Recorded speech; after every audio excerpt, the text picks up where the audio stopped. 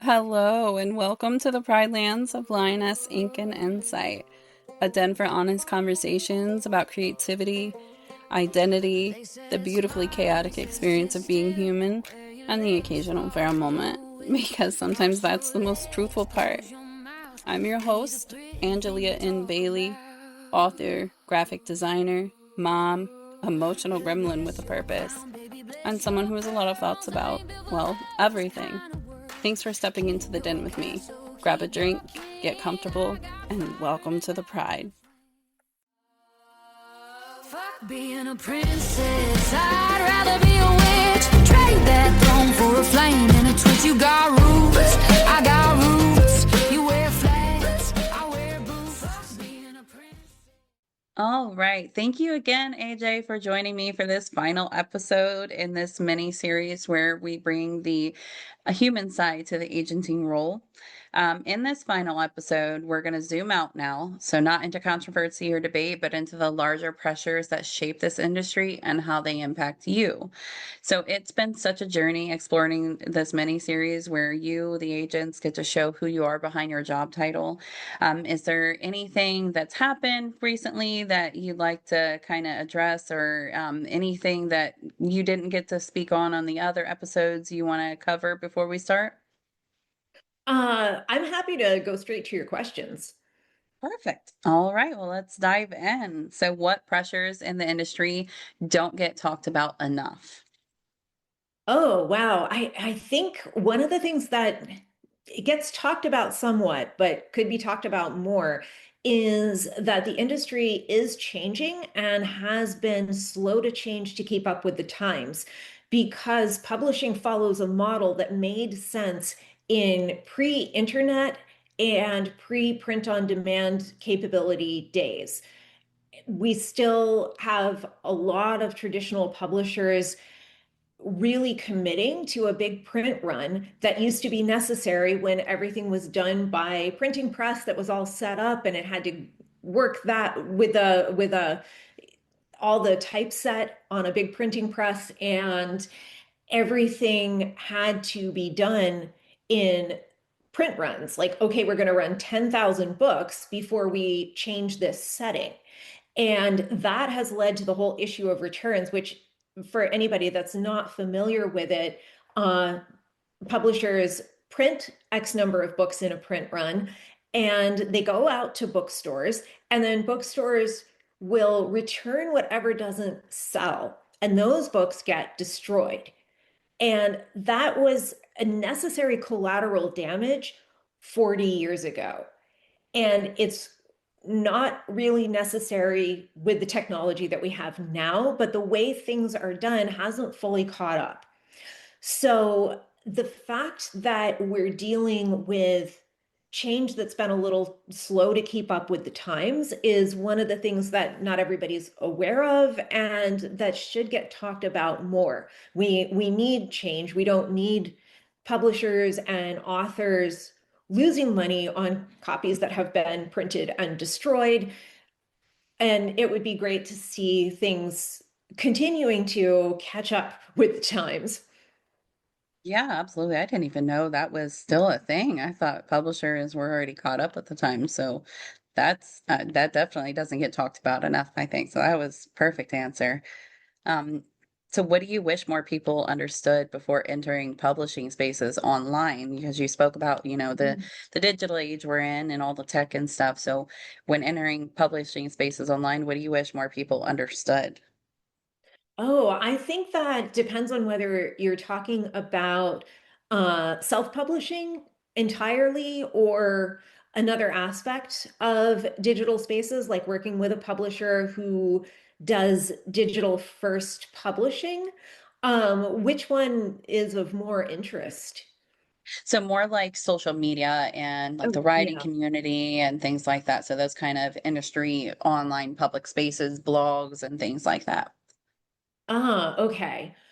What do I wish people understood? I think one of the things that could be helpful to people trying to navigate those spaces is realizing that the answers to an awful lot of questions, some of which writers don't even know to ask when first starting out, those answers exist online, on blogs, in social media posts, and it can take some work to search, but there's such a huge wealth of information available. So I do see people starting out in those spaces feeling really lost and feeling like they can't get the answers that they need, and just realizing that it does exist, that most of the time people who are involved with writing and agenting are very interested in helping other people understand a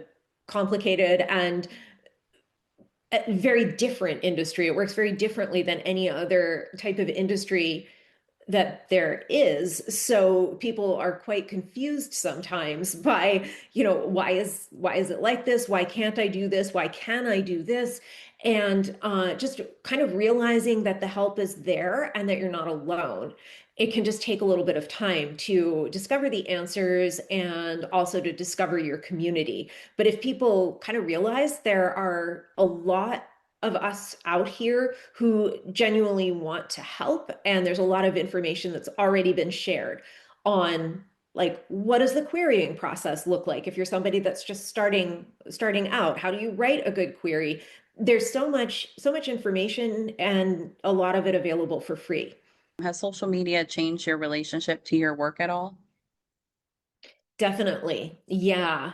Uh, I got on Twitter in 2019, or late 2018. I joined, got more involved in 2019, and I got on it. At that point, I had seen, oh, you have to be on this social media site as a writer. Not as necessary anymore with the change to X and all of that, but there's so many other options now. But I got on it. I genuinely thought, I don't even know if anyone is going to talk to me, but I just wanted agents and publishers to see that I had an account and that I was trying.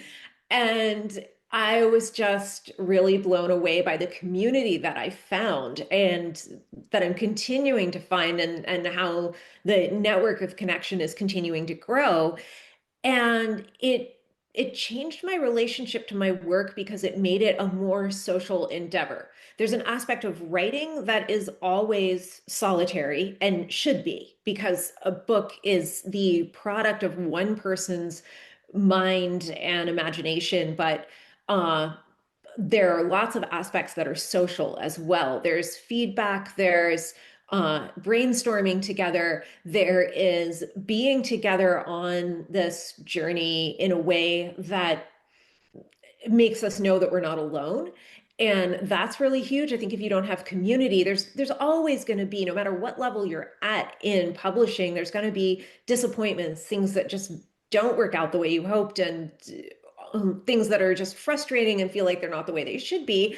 And that can feel really uh, prohibitive if somebody is working alone.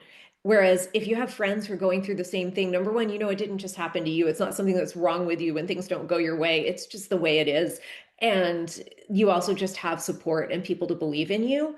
And that has given me a lot more hope and courage. And it has given me more of a sense of purpose because I can help other people, I hope.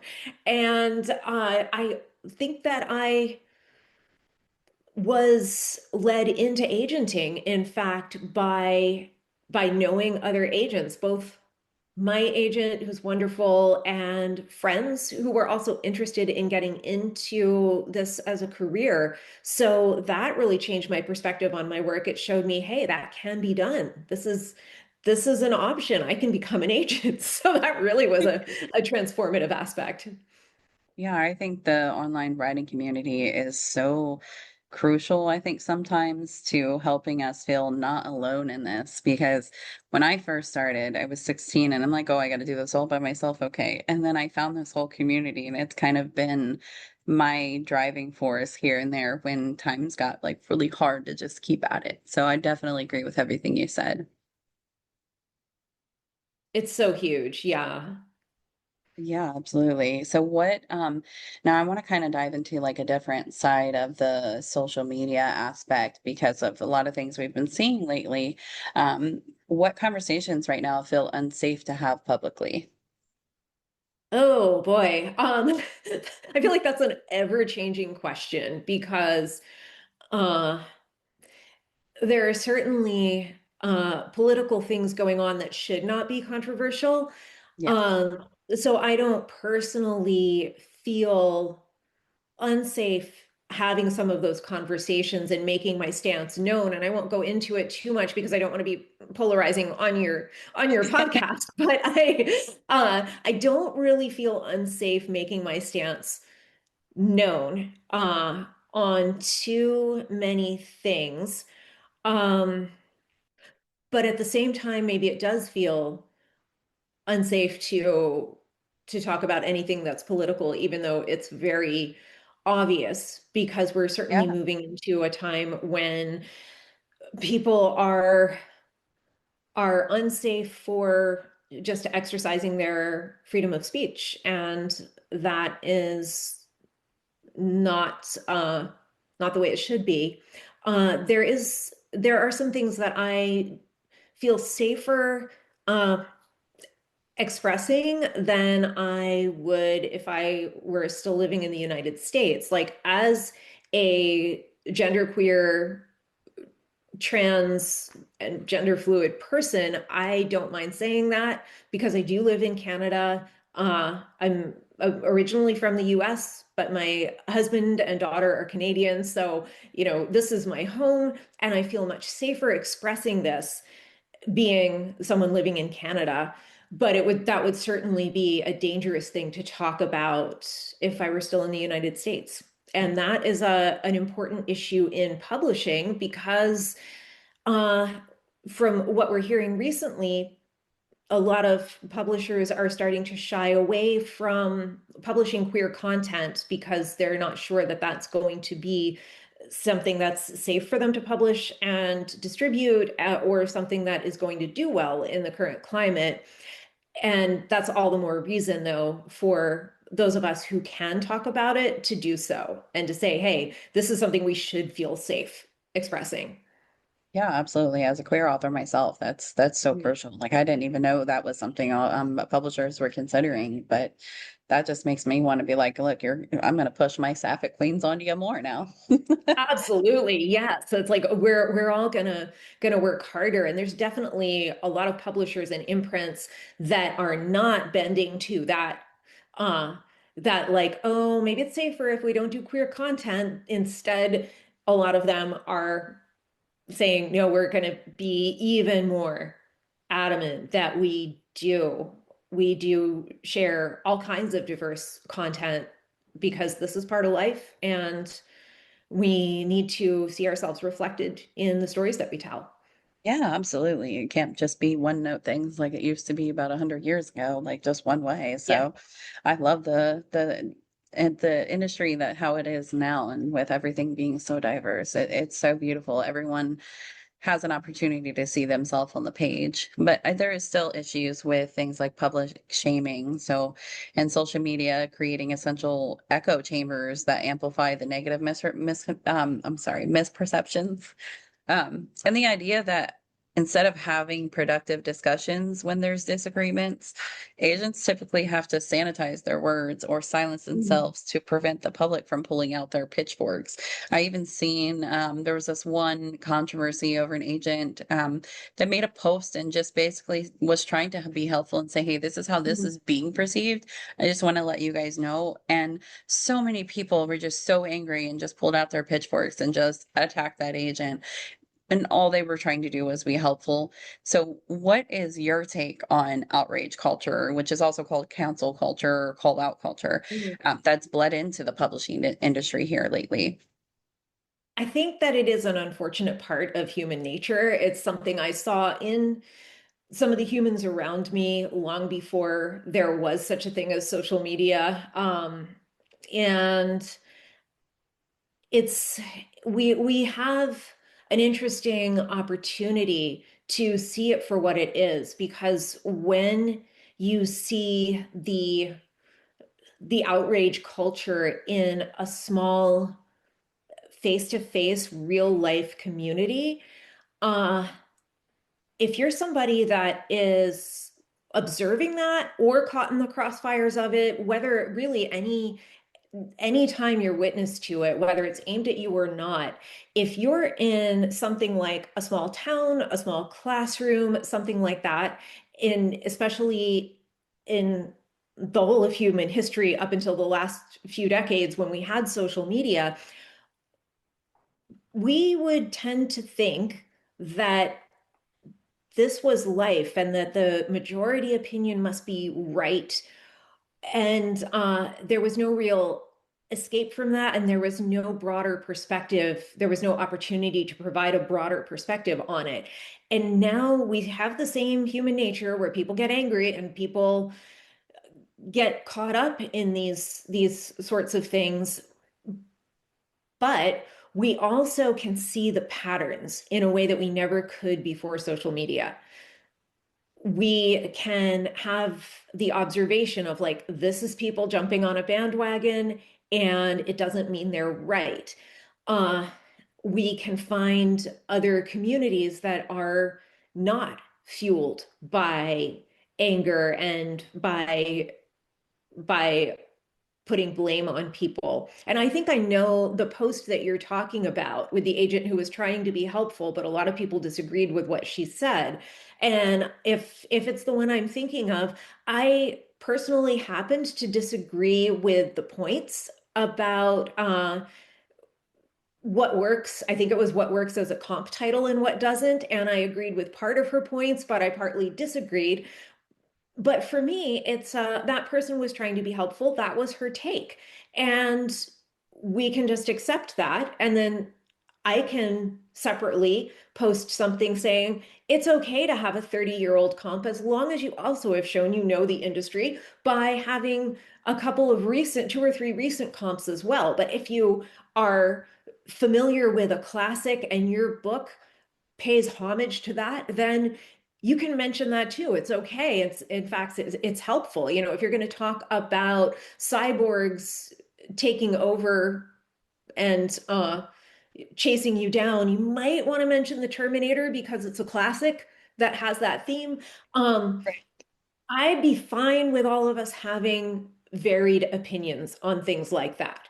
And it's unfortunate that things get uh so much of a pile on.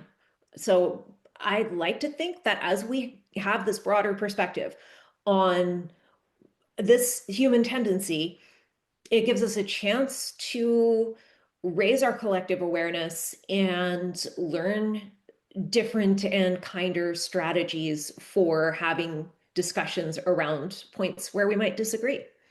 Yeah, because it's normal to disagree. I think people often forget that. They want everybody to have the same view or opinion of them. And then when they don't, it's when the pitchforks come out. And I'm like, it's beautiful that we all have different views and opinions. It's a good Yeah, thing.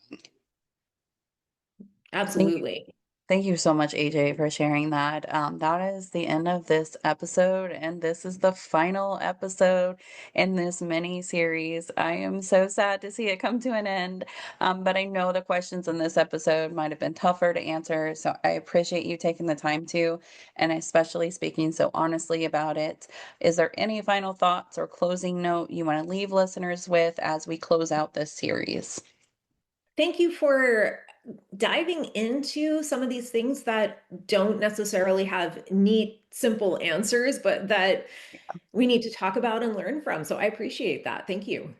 Absolutely. And you're still open to, as you're available, answering questions in the comments. Yeah, I'm still open to answering to the best of my ability. Well, thank you so much for joining me in this mini series. I have absolutely loved getting to shed some light and show the human side of agenting and lift that veil that a lot of people in the writing community don't even realize even exist. Well, thank you so much. It's been a real pleasure. Yeah, absolutely. And I hope to see you for our roundtable chat. I will update listeners on that as the week goes on. I hope to see you there and we'll talk soon. Thank you so much. They said smile, they said sit still. Where you lay, swallow your will. Cross your legs, close your mouth. Be the pretty thing they talk about. Back for episode 3, the nuances of the industry, and the final episode of this mini series is Rachel Estep. Thank you again for joining me, Rachel. Absolutely. For episode 3, I'd love to zoom out now with you, not into controversy or debate, but into the larger pressures that shape this industry and how they impact you. So, what pressures in the industry don't get talked about enough?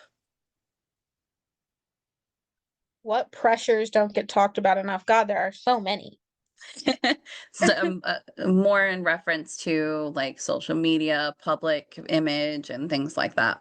Yeah, there's a nuance in the fact that we want to be so present on social media and also so careful. And the Yeah. pressure of making sure that your words are very intentional is a lot. Um, I have to have every single post I post kind of read back to me 2 or 3 times to make sure I'm not coming across in any way that other people could deem offensive.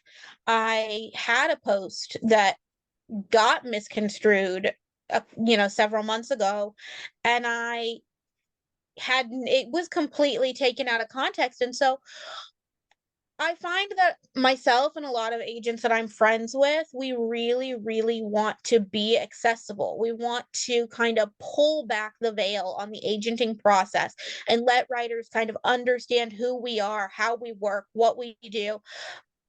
But it's dangerous too. Because if we say one wrong thing, or one thing, not even a wrong thing, but a thing that could be misconstrued, Yeah.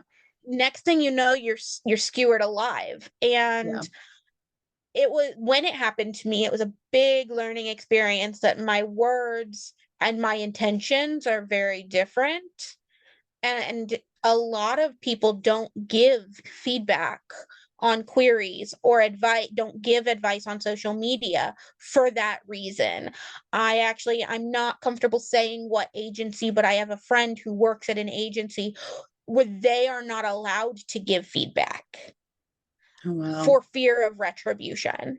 Yeah, and that's definitely highlights exactly why I'm doing this episode 3, because I wanted to touch on that stuff because public shaming, social media creating essential echo chambers that amplify the negative perceptions, and the idea that instead of having productive discussions when there's disagreements, agents typically have to sanitize their words or silence themselves to prevent the public from pulling out their pitchforks. That's one of the biggest things I wanted to go over.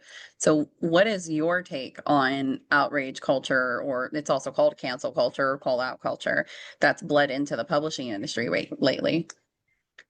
It's very hard for me because I do believe that if you do something crappy, you deserve to be called out on crappy behavior. And I stick to that. However, what people interpret as crappy behavior has gotten very, very wild to me. People with very good hearts and very good intentions say one wrong thing and suddenly they're in the doghouse. And that is scary because you mean well, and all of a sudden people are like, well, she said this. No, she didn't. Or maybe she did, but she meant this. And it all escalates before anybody gets the chance to say, wait a second, is that what she actually meant? Is that what she actually said? And people can be really, really mean. People can make assumptions and say things that they have no right to say, or so it was interesting. I'll go back to that same experience I had. One of the comments that stuck with me, that I will probably remember long into my agenting career when people ask me about my early days of agenting, was I had made a post on my Substack about triaging my inbox, and I compared how I go through my query inbox to a medical triage, and red tag, black tag, white tag, etc. And there was this comment that was like, how dare she be ignorant enough to compare her email inbox to a field that takes 12 years to accomplish, and something that she knows nothing about. And I was like, I stared at that comment for a while and was like, well, first of all, So medical far-fetched. doctors take 12 years, yes, but it's actually incredibly rare that MDs, actual doctors who have gone to school for 12 years, are triaging. They may in emergency rooms, but most of the time triage is done by emergency professionals, which I am actually fourth generation of, and I know very much about triage. I held an EMS license for several years, and I have been a cadet. I was a cadet starting at 14. So, this person had made this comment essentially calling me ignorant and saying I was comparing it to something I could never understand. And I remember looking at it and being like, how you know nothing about me? And that kind of thing spirals very fast. Yeah, no, I completely agree, because that kind of stuff is what creates those echo chambers, because it just amplifies the negative misconceptions, and it's like a domino effect. Once one starts, then other people just tag on and make their own assumptions, and it just keeps going like a domino. Yeah, it does. And that's very scary when people start falsely accusing you of things or stating false facts about you on the internet, because the internet is forever, and once something skyrockets or it snowballs, then it just does. And it takes more work to say, hey, I'm innocent, than it does to say, hey, she's guilty. Yeah, and people don't forget that stuff either. They like to hold on to it. Even if you disprove it, they still hold on to their idea of what it is.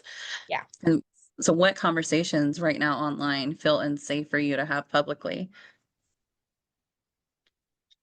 there are a lot of them, and I even kind of feel like I have to be careful how I answer this, which Yeah. I know defeats the purpose. But a lot of political conversations obviously feel really unsafe to engage in. Yeah. Um, there are a lot of very hot button topics that are either right or wrong. And if you are on the wrong side, then immediately, like, you're a shit person. And am I allowed to cuss? I'm sorry. Yeah, no, my whole entire thing is about Great, authenticity, so go great. ahead. So there's not allowed to be nuance in are you a good person or not right now, because of what's going on in the world. You Yeah. either see right or you see wrong. And that's scary, because you have to watch how you say what you say when you're talking about those things. But also, if you don't talk about them, then people assume your ignorance. Yeah. Or And assume you have a bad side, a bad point of view in it. yeah, yeah, I the one that's been hard for me, and I'll be very vulnerable about it because I think it's important, but Yeah. it's been very hard for me as a Jewish woman in a lot of spaces where people misunderstand or misconstrue Judaism with Zionism. And it's very, very nuanced and complicated for me to try to explain the differences to people, and try to get them to explain that just because I'm Jewish doesn't mean I think that what's going on over there is okay. Right. But also, I had family that was part of the October 7th massacre. And so it was very scary for me um, to not know how to process my fear and my anger in a safe way without coming across as if I thought that everything that was going on over there was okay.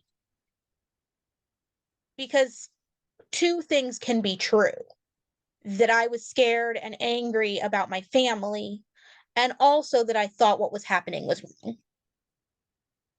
And that was a really scary time for me to say anything, because the Jewish community got so split, and you saw a lot of Jewish creators who like took this hard stance that was pro-Israel, and you saw a lot of other Jewish creators take a hard stance that was anti-Israel. And then you had creators that were like, crap, I Yeah. this is awful, and I feel like I don't know what to do or what to say or how to feel, because I can acknowledge that this is awful and also be scared and confused. Yeah. I mean, I can't imagine going through something like that either. It was a really weird place to be in, and continues to be a weird place to be in. You know, I represent Jewish content in books, and I love that. And I do have to think sometimes about how that Judaism is represented. Are they representing Judaism, Zionism, a connection between the two? If there is a connection between the two, what publishers are going to publish it, what publishers aren't going to publish it, what editors are safe to send it to? You know, these are all considerations. And what am I going to stand behind, and to what extreme, and to what level? And those conversations are really hard. They're hard to have in my personal life, let alone Yeah. on a professional platform. Yeah. And I mean, especially the way that everything's been online right now. And I think it makes it hard for you guys to actually be vulnerable like this. And that's why I wanted to create this space, this den where you guys and anybody can just come and be their true selves and speak things that they don't get to speak elsewhere. Yeah, there's a lot of things that are hard. You know, that one is kind of the one that I have struggled the most with over the last couple years. But there's also a lot of like, so that post I had that exploded, really what happened was my words were misconstrued, and I'm neurodivergent, and having my words misconstrued when that's not what my intention was really scary. And I got a lot of flashback from people who were neurodivergent saying I didn't care about them, and I didn't care how it came across, and I was grateful because I had a group of people who are also like, they are very purposefully a group of neurodivergent writers who find solace in each other, and they came to me and were like, we've got you. And they started fighting for me also, and kind of defending me and saying, hey, you're neurodivergent and you took this wrong, she's neurodivergent and it came out wrong, let's not attack our own community. Actually, Yeah. let's have some empathy and recognize that our words get tripped up sometimes, and that we read into things a little bit too much sometimes. And her words came across in a way she didn't mean to. Let's not weaponize that. Yeah, absolutely. I was even in there, like, I was ready to riot for you because it was totally uncalled for. Because Yeah. you had zero ill intent. You were trying to be helpful and give some positive feedback and say, hey, this is how this is coming across in case that helps somebody. And that's all it was. And it got turned into something else that it shouldn't have been. And Yeah. that, For listeners who may not have been there or been around for it, basically I said doing this can come across as lazy or ignorant, and it somehow got Rachel said that writers who do this are lazy and ignorant, and that was not in any way how this was supposed to come across. Not at all. You were just Ever. basically giving like an idea of like this is how public perception might come across, which is one of the things we're tackling now is the public's perception. And one of the things I wanted to ask you too, because we're on the topic, is how has social media changed your relationship to your work? So like things like this happening, did something like that or that specific incident, did that change your relationship with your work at all? For a while, I really backed off social media. After that happened, I really got scared. That happened. I actually fielded a lot of that drama from the children's hospital while my son was having surgery. And Yeah. that was really, I'm soft. I mentioned this in one of our earlier episodes. I am so soft. You look at me wrong and I'm like, are you mad at me? I don't like it when people are mad at me. I am a friendly person. I'm like a cloud of marshmallow. So I'm like to have all of these people coming at me, accusing me of saying things I would never say was like it was really distressing. And so I really, for a while there, I don't ever use form rejections. I know a lot of people actually on my agent page have put, oh, I got a form rejection. No, you didn't. I type out every single one. But for a while there, I really was considering it. And I think I did like maybe 5 or 6 and then was like, I hate this. But I was looking for ways to protect myself. And after a while, I was like, okay, you know what? I have a lot to say and I want to be helpful. And I think most people are inherently good. I want to be good with them. And hopefully the bad just goes away. But it did scare me for a while.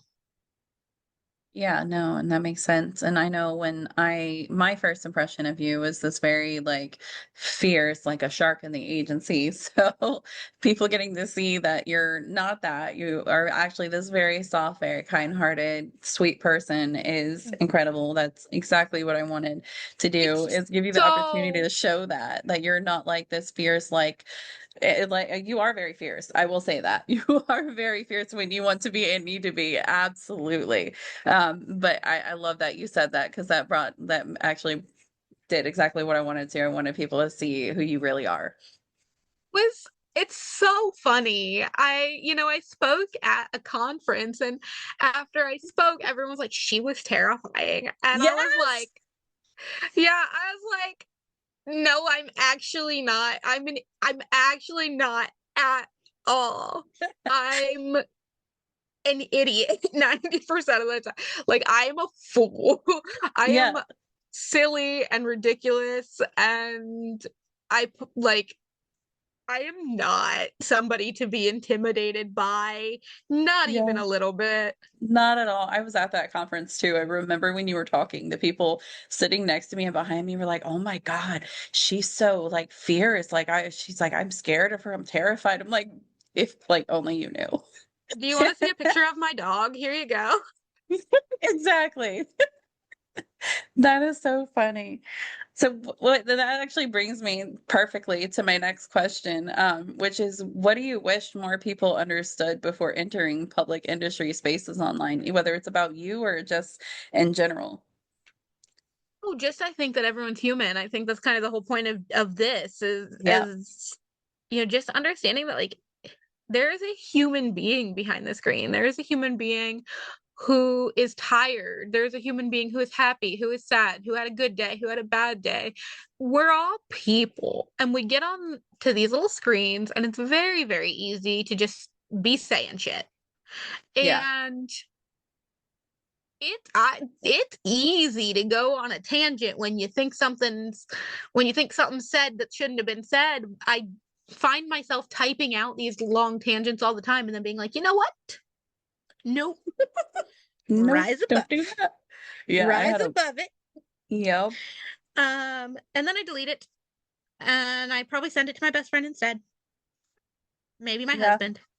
absolutely. Um, and I just move on because you don't know what that person has going on. You don't know. I take a lot here. You said something earlier. I think we talked about, maybe it was in one of the other episodes, what things people don't know about me.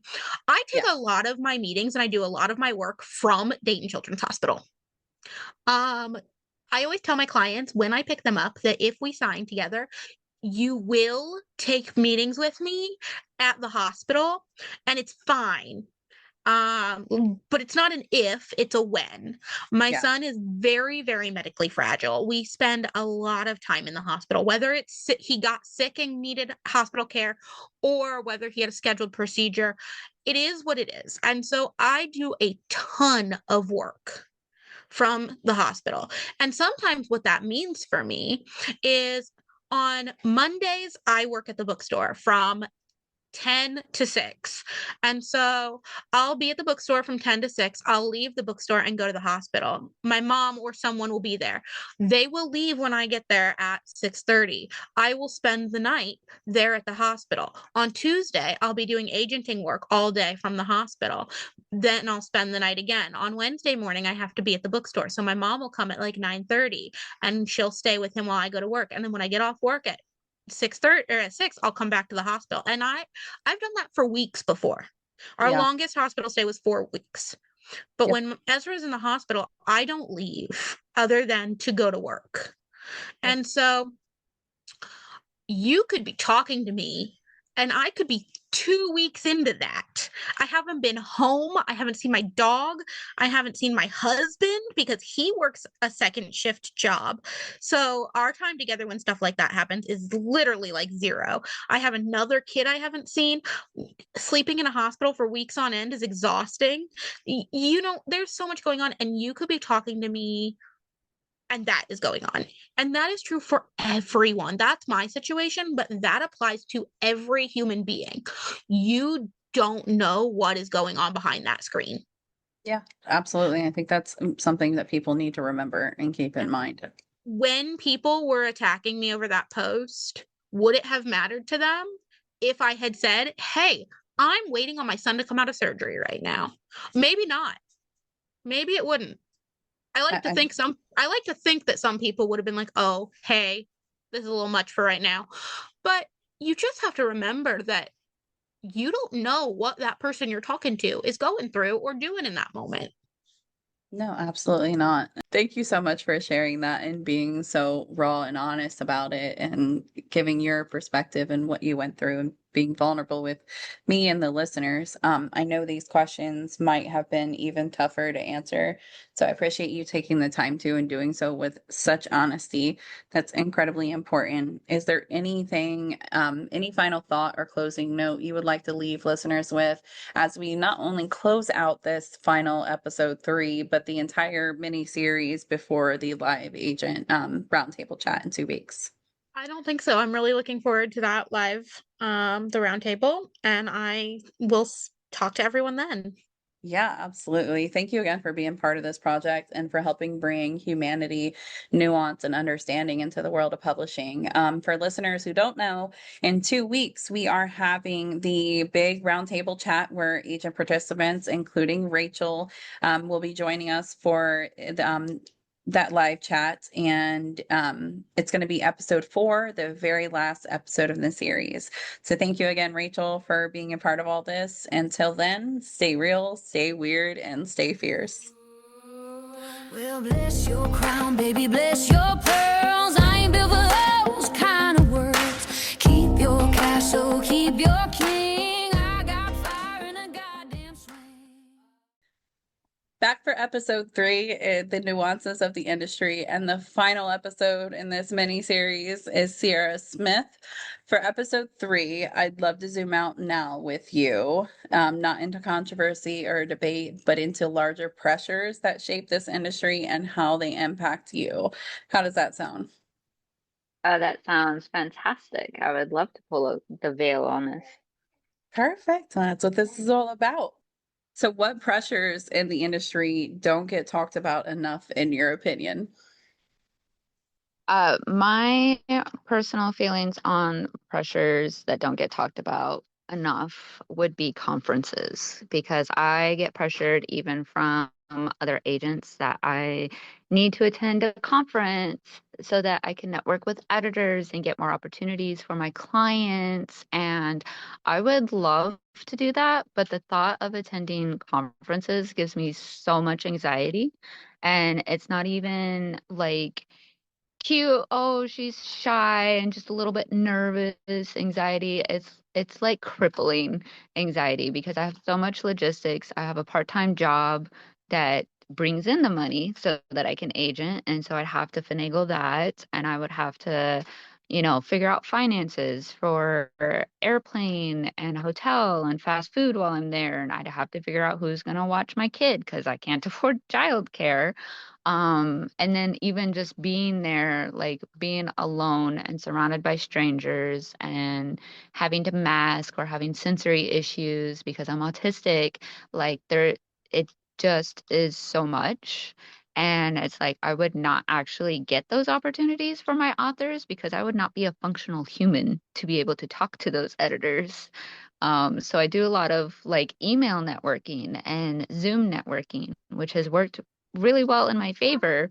But I wish the pressure of conferences would just go away. Because if I feel like that as an agent, I can't imagine what authors feel like that, like feeling the pressure of like having to go to conferences just to network with agents and hopefully get their book signed. Like it's just awful and it's kind of ableist. And if you know anything about me at all, I am very against ableism in the industry. So I would like that pressure to go away. Yeah, and I think one of the things that's great about this day and age too with conferences is we have digital Zoom conferences now, which I think really helped with that. And I think that's beautiful because, like you said, my first conference was in person, and I had the same exact thing. Like I nearly started bursting in tears just trying to exist in that space. So now having Zoom conferences where we don't have to worry about logistics and things like writing day workshops, they do some incredible Zoom conferences that everything is just online. You don't have to have your camera on. You don't even have to speak at all during the classes or anything. The only time that you actually have to speak is during pitches with agents. So Yeah, I think those are my favorite. yeah, I think that's a great resource now, and I'm glad we have that for the reasons you said. Um, so now, as far as like, I know conferences kind of bleeds into like social media aspects and stuff, and kind of go hand in hand. So, what about social media do you think, if at all, has changed your relationship with your work in the day and age we're in now?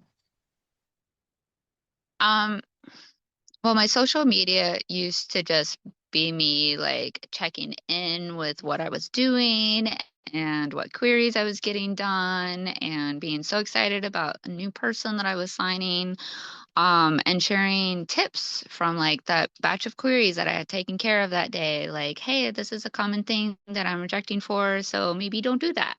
Um, but that was, gosh, almost 3 years ago now. And now in the past year, and I think with how the market and the publishing landscapes has changed so much in the last year and how much anxiety is happening, there's more chances for authors to find a problem with what agents are saying. And I haven't had it happen specifically to me because I'm kind of careful about my circle and kind of careful what I put out these days. But my friends who are agents will give perfectly normal advice. Like it's absolutely a thing that I agree with and that I see and that I wish authors knew about. And then they would be like torn to shreds in social media sense and just like reposted in a negative way. And I think that's really harmful. And like more people need to like confront their anxiety and look inward rather than trying to attack outward and take it out on agents because like there's a lot of agents that I know who are like, I'm not gonna share tips anymore because I don't want to be attacked. And I know myself, like I don't share how I'm going through queries anymore because life has happened and I'm very far behind, and I I don't want people just coming into my comments and being like, "Well, where's mine at? Where's mine at?" I'm like, I don't know because I'm getting through them the best that I can. So what conversations right now do you feel are unsafe to have publicly? Honestly, any kind of criticism. And any kind of criticism from an industry professional being like, "Hey, you shouldn't do this," I feel like isn't super safe because it's a whole anxiety thing. Like people not Yeah. looking inward and taking it as like, well, maybe this is just constructive criticism. Because when you're in that like that anxious fight or flight kind of mindset towards an entire industry, even if it's constructive criticism or if it's a tip, if you're not doing that thing, then your brain is going to register it as, oh my God, I'm wrong. And if you don't have that filter to be like, okay, don't say this out loud, then you're just going to attack the messenger. And so I really think like criticisms and like, don't do this in your query or don't do this in your book, I think is becoming more and more difficult to share um, from industry professionals to the anxious author masses. Yeah, I think I mean, that brings up a great topic that I wanted to go over too, is because one thing I've noticed a lot is that public shaming and social media create these essential like echo chambers that tend to amplify negative misperceptions once they start. It's like there's a spark that's lit and then it fuels into this big raging fire. And Mhm. there and instead of having productive discussions when there's disagreements, agents and you guys typically have to sanitize your words or silence yourselves to prevent the public from pulling out their pitchforks and coming after you. What is your take on outrage culture, which is also called cancel culture, fallout culture, that's bled into the publishing industry? So actually, I really, really hate cancer culture because so many of the things that I see are based on completely subjective opinions or even just like a narrow perspective of what even happened to start it. I know when I first joined the writing community of like, I think it was 3, 4 years ago now, 4 or 5. Um, there were so many agents being canceled and like chased out of the industry entirely. Like their own clients were leaving because of something that was said on social media, and it sparked one of those like awful storms that you were referring to. And it just always bothered me because I think especially now being in the position that I am, I'm like more experienced and handling things more on my own now. I know that there's other sides to the story, but social media does not allow for nuance. It does not allow for like multiple sides of the story, even for like YouTube creators or actors or just like anybody in a position where like they're kind of distanced and you get this like parasocial connection to them, but you don't really like know them and have day-to-day conversations with them, then you don't actually know the full story of what happened. You just know this like, was it 150 characters in a tweet? And then this whole narrative is made up about it and can potentially ruin careers or stop a career at least. Like I know a lot of the agents that I'm friends with, like their clients are very loyal and devoted. I think my clients are very happy with me. But if something like that were to happen, then I could be in a position where people stop querying me. And that's absolutely ridiculous to me based off of something that someone didn't even know the context of.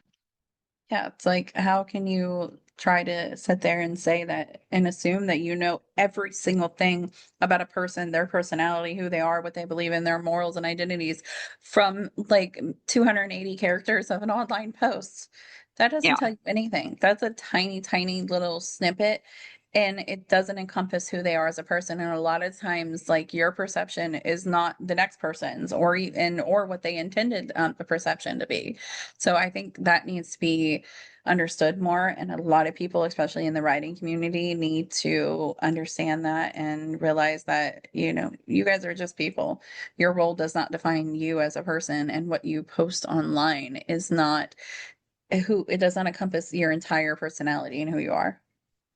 I agree wholeheartedly. And then I'm gonna just get back on my little soapbox again. But it is also like really hard for neurodivergent agents, or like doesn't always get like the double speak stuff.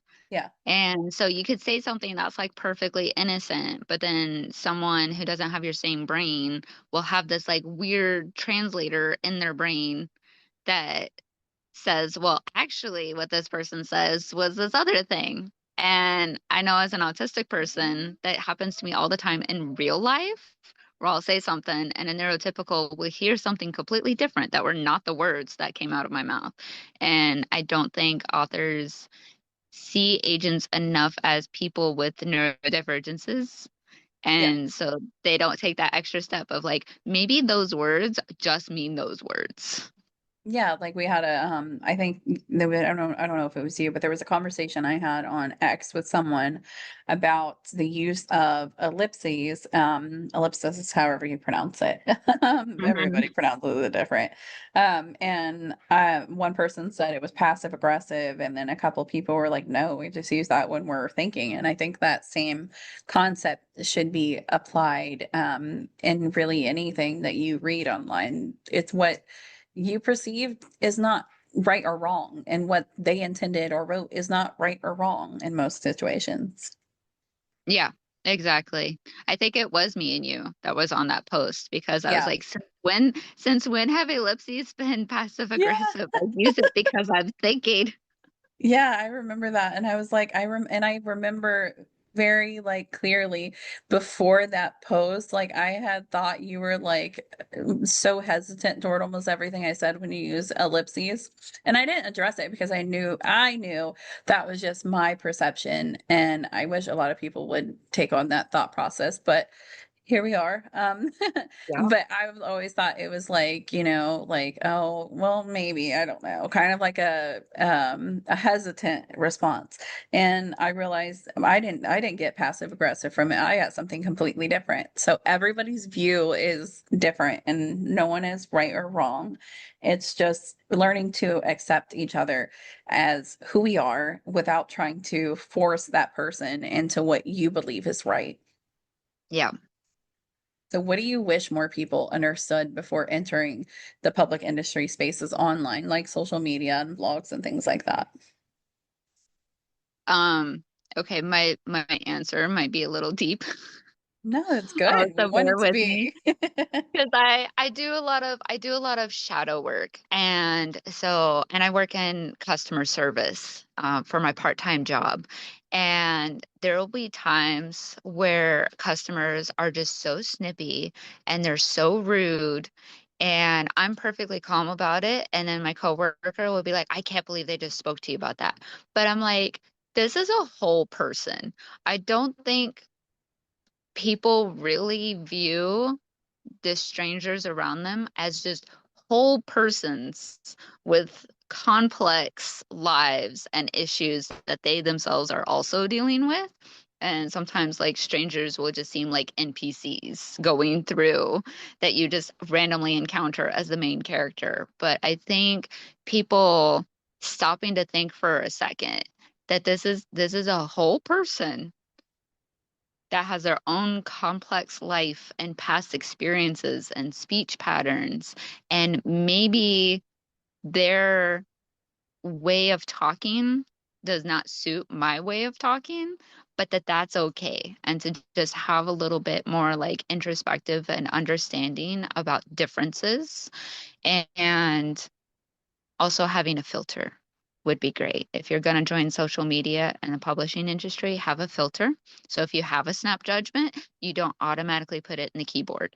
Just have your snap judgment, keep it in your brain, and then try to process that that's a whole person that has a whole life experience and thought pattern that is not yours, and that there may be something positive in what they're saying. Yeah, kindness is free and it goes a long way. Compassion too. Yep. Well, thank you so much for sharing that, Ciara. I know these questions might have been even tougher to answer, so I appreciate you taking the time to and doing so with such honesty. Absolutely. I hope it helps. I I hope it helps the listeners in having a little bit more perspective and letting agents say more things, because we want to give the tips. We do. And we would be more open to giving the tips without the cancer culture of social media. Yes, absolutely. Is there any final thought or closing note you would like to leave listeners with as we close out this series and finish out with episode 3? Um, just that keep in mind, no matter what an agent posts, if you do view it in a negative light or you think it is an attack on you, most of us, I would say like 99% of us, we're on your side. We are not the enemy. We're not gatekeepers. We are champions because we love books and we love authors. So if we're saying a thing, even if it sounds negative to you, it's 100% just to help you. And so please don't take it out on the messenger. Yeah, absolutely. I think that's great too, and a great reminder to leave everybody with as we end this series.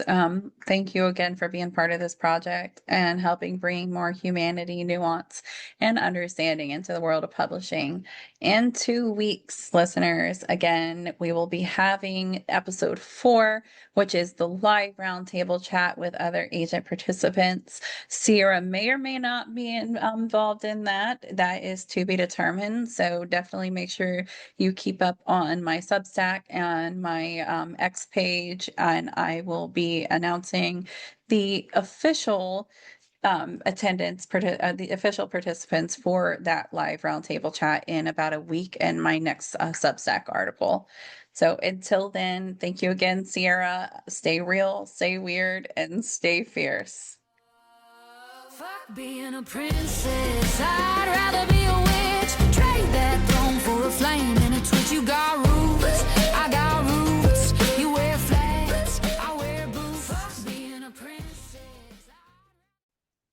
Back with me for episode 3, The Nuances of the Industry, and the final episode of this mini series is Shelly Romero. Hi, thanks for having me again. Yeah, absolutely. I'm glad you were able to join again for the 3rd episode. So for this Mhm. episode, I'd love to zoom out now, not into controversy or debate, but into the larger pressures that shape this industry and how they impact you specifically. Yeah, absolutely. So what pressures in the industry do you think don't get talked about enough? I think there are so many. I think one of the things as a woman of color, especially when I came in, was the like self pressure of trying to change, right? The industry's like self-induced pressure. Um, you know, you have a responsibility. You feel like at that time, since I was in editorial, I think the Lee and Low Diversity Baseline Survey, which comes out, I believe, every 4 years, said that Latinx representation, Latina representation in editorial across the whole industry was like 6%, maybe. And it's kind of remained between that 5 to 6%. So coming in, I think a lot of us really want to do that fight and want to get involved and want to work hard to try to make this industry a slightly better place, whether it's just for our fellow colleagues or even just for our authors.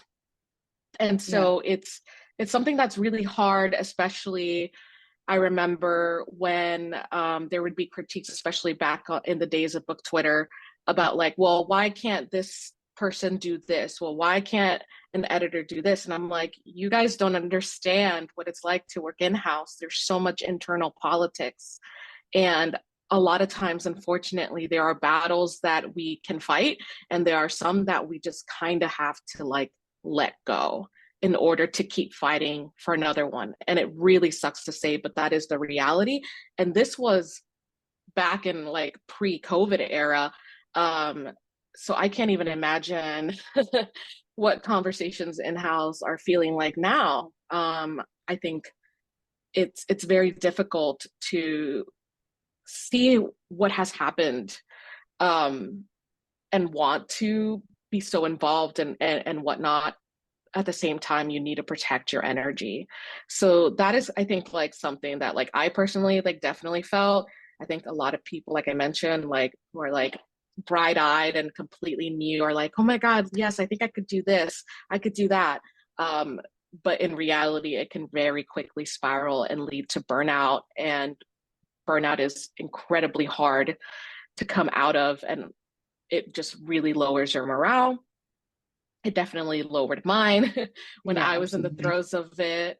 And you know, one thing we've always said about the industry, I've always said this, is that it is a marathon and not a race. And that's also why, like, I Yep. remember at one point after like COVID hit and lockdowns, I think like I really peeled back from a lot of things. So that's definitely, I think, one like kind of overall thing. Um, I also think that there's always the kind of power dynamics at play. I was just discussing this with some of my agent colleagues about, you know, what it's like to go from editorial and having to be like the middleman to going to agenting and being that advocate for an author, and then also how that changes the perception of people in the industry, or even those who are aspiring to come into the industry, whether in-house as in-house professionals or authors. um, you know, they very much kind of see you almost both as like a necessary evil, but also like, you know, someone who's really going to advocate for you, and you might be able to make their dreams come true. So there's a lot of this kind of, I don't want to say it's like push and pull, but there's a lot of Kind of dichotomies, I is. think. Yeah, there's a lot of dichotomies at play with it. Yeah. um I definitely, like, I mentioned this to a friend of like when I changed to agenting, the air changes, you know, like the when you talk to someone and you're like, oh, I'm an agent. And I kind of felt that way, not gonna lie, when I was a young editorial assistant. I kind of felt like agents were a little bit unapproachable. um but that's not the reality of things. It's like usually just because they're overworked and a little tired and, you know, hanging at the back of the at the book event. But I think from the aspiring author's perception, it could seem like, oh, like this person is not really a person. So that definitely can impact a lot of those conversations that happen online regarding agents and agenting and things like that. I hope that makes sense. Yeah, no, absolutely. Yeah, there's actually a heated conversation happening actually right now on Oh God. X, that is someone in the writing community is saying that all agents are upper middle class people, and Wow. I'm just like, no. Like they're Speaking, working part-time jobs. Like a couple agents I've yeah, talked to work fast food. Another one works in a bookstore, a small bookstore. Like these are just people. They're not upper middle class at all. Like they yeah, just like have a love for stories in the job. And I'm absolutely. Like, speaking of like nuances and like how like appearance and like appearances and like perceptions, like I think there's still this kind of, in all areas of publishing, there's still this old kind of Hollywood glamorized vision of what it is, yes, right? it's yes. And because of that, a lot of the times when people are talking about like, well, this is how agents are, I'm like, how many of us actually are at that level? Not a lot. A lot of No. us marry people who work in tech, myself included, who help us out. We work part-time, like you mentioned, part-time jobs, whether it's like the desk job at like secretary at like this is what I did when I was like looking for jobs, but like tennis at like a tennis place, or like literally like working at a bookstore also part-time, or freelancing at the same time. Like a majority of the agents that you like see are working so much, not just on like their agency work, but in their personal lives to make this career a thing. When I first was talking to agents, to like informationals, when I was looking to transition, one of the things an agent friend of mine said a couple years ago, maybe a decade ago, I would have said it would have only taken you a couple years to get like a steady payments coming in. Because of how the industry has shifted and changed, I would say it might take like 5 to 7 years. And that's something she said. And she, she was in the industry for a while. She's one of the first agents that I kind of spoke with, and worked with as a young editor. And that's the reality of things. Like, agents do have the luxury that, we're not confined to New York City, but a lot of us do live in New York City. So we're also dealing with New York City rents, and we're dealing with grocery being expensive, or just like the cost of living. And shout out to our new mayor, Zoran Mandani, like, and I really hope that he freezes the rent. But yeah, that's definitely not reality. And that's like that. I like it. I've said a couple times in the other episodes. It's the main reason I'm doing this is that whole Hollywood like like veil over it, that they're upper middle class, they're rich, they're just doing this for the money. Like, no, it's not what media portrays it to be at all. You guys are just normal people that have a love for stories and want to share that love and help other people foster their stories. Like, and it's this whole heated thing that's happening right now is Yeah. just, it's got me so fired up, and I'm just like, I don't get it. And How there, and and like I said, like there definitely is like some truth to it. Like there's definitely like, I remember an old roommate worked for an agent who basically had like a lovely brownstone, and like like the first floor was his agency, and then like the other floors were his home, right? And like that kind of individual. But at the same time, like, it's, again, it's not the reality. It's very frustrating. And there also are a lot of people now in agenting, especially in like this last almost decade that I've been in the industry, who have come from traditionally marginalized backgrounds, right? Because they can also be those advocates for the clients that they want to represent, who also maybe haven't gotten their chance to break into the industry. So Yeah, no, absolutely. That's one of the part of the debate that's happening online, which there's so many debates. I feel like almost every day there's a new debate from someone in the writing community attacking another yeah. agent. And it's just so disheartening. But that's why I'm doing this. I'm hoping to bring some positivity back into it and go over, these kind of topics, and maybe even help negate those things and make it to where eventually they just don't happen. Um, and that's one of the things like I wanted to discuss with you in this episode is Hmm. what conversations right now feel unsafe to have publicly. Oh, that's such a good question. It's a tough one. I think oftentimes, and to be honest, like I've had this conversation with like my author friends and like close friends about like, oh, like should I come in and put in my opinion? Um, and sometimes they're like, no, or I'm like, oh, maybe I want to kind of be sassy and like quote retweet this and be like, what are you thinking? And sometimes I do. So sometimes I go against their advice. But since transitioning in, it definitely feels like I mentioned that kind of power dynamic shifts. And the perception of it is that like I'm the one in power, and I'm like, again, like the one waiting to sit behind my, desk and ruin your dreams. That's not it at all.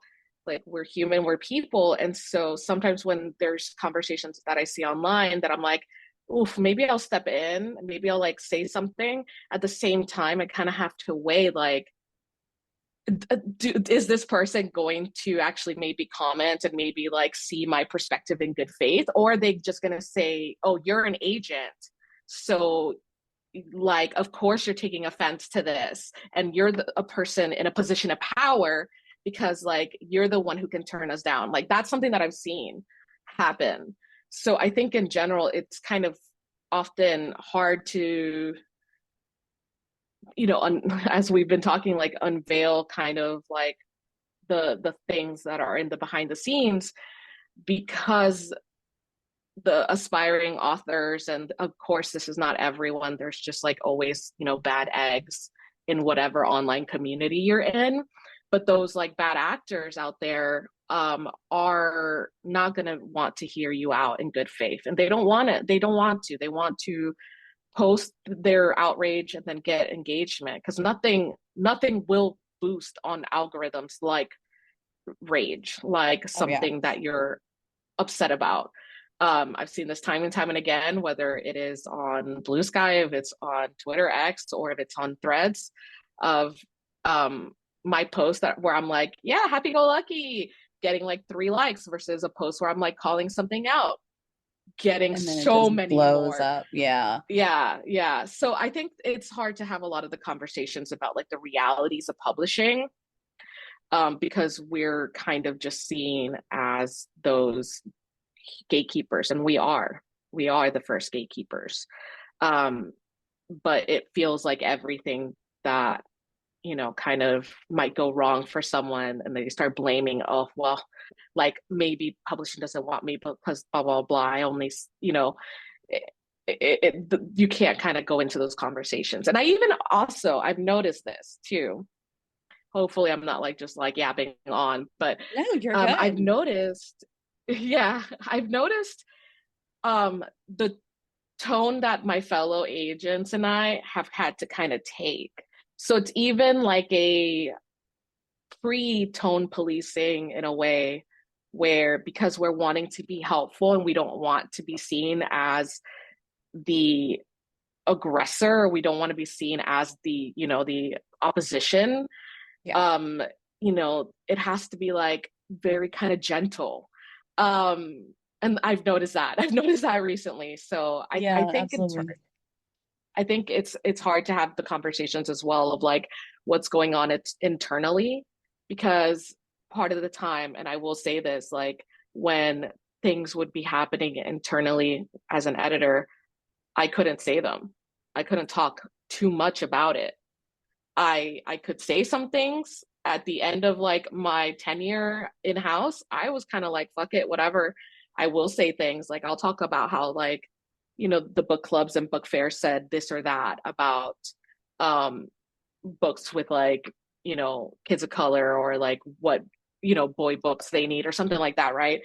So, but at the same time, a lot of people don't have the protection that I kind of had when I was in house. And so whenever there's like critiques or comments, again, going back to, well, why doesn't this happen then? Or why didn't you get this support? Or I'm going to tag this publisher, and why can't you divest from this or that? And it's like, I'm beholden to a corporation. Yeah. I will get called into HR.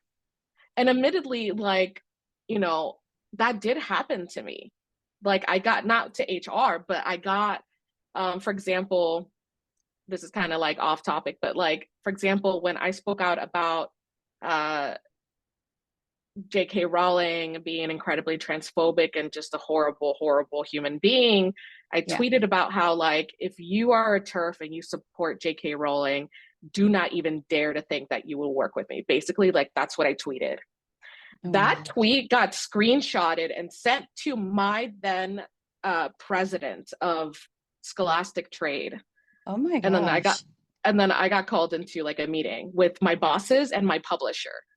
Um, Wow. it was basically like a slap on the wrist, but at the same time, like if I didn't have the bosses that I had, who were both like, absolutely not, she's not going to take down that tweet, and she shouldn't change her tone, you know, and Yeah. having my publisher kind of be like, I'm here because it got sent to the president.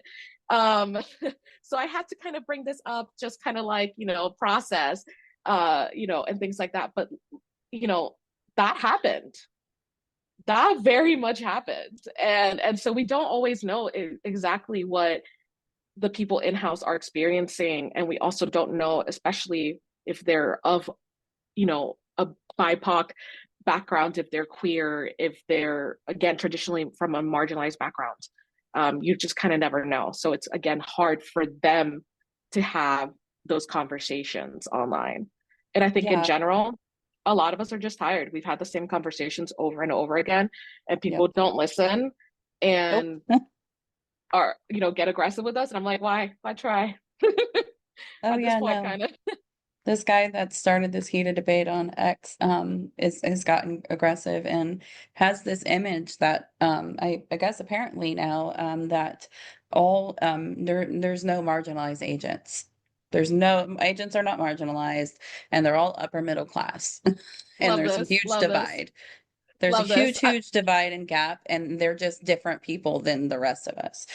I I definitely, like, not gonna lie, years ago I definitely heard something similar from like someone online, but it was about editors, of like, editors are like the enemy. It's like Like so they unrealistic. That's like saying all cashiers are the same. Like, what? yeah. I'm like, there are and again, there are bad actors, and this goes to something that, like, I Oh kind of yeah. mentioned of like, like, I always say this, like, do your research, because no agent is better than a bad agent. And um I might have mentioned this in our other episodes. I can't remember now, but, for example, like, I saw recently on Threads that someone with no in-house editorial experience, with no agent experience, said, "I'm an agent and I'm open to queries." And I believe that person is also maybe from a Latina background. I'm not entirely sure. And not gonna lie, like, I looked into her and I'm like, she's kind of had some deals, but they tend to go to the same two editors, like, and that's giving me, like, red flags. Yeah. So, like, always, it's always imperative to do that research and to Yeah, make sure that absolutely. the person you're talking to is, part of maybe AALA, of the American Mhm. Association of Literary Agents, and that they're, we basically have the code of ethics, or that their experience matches up to what they're saying.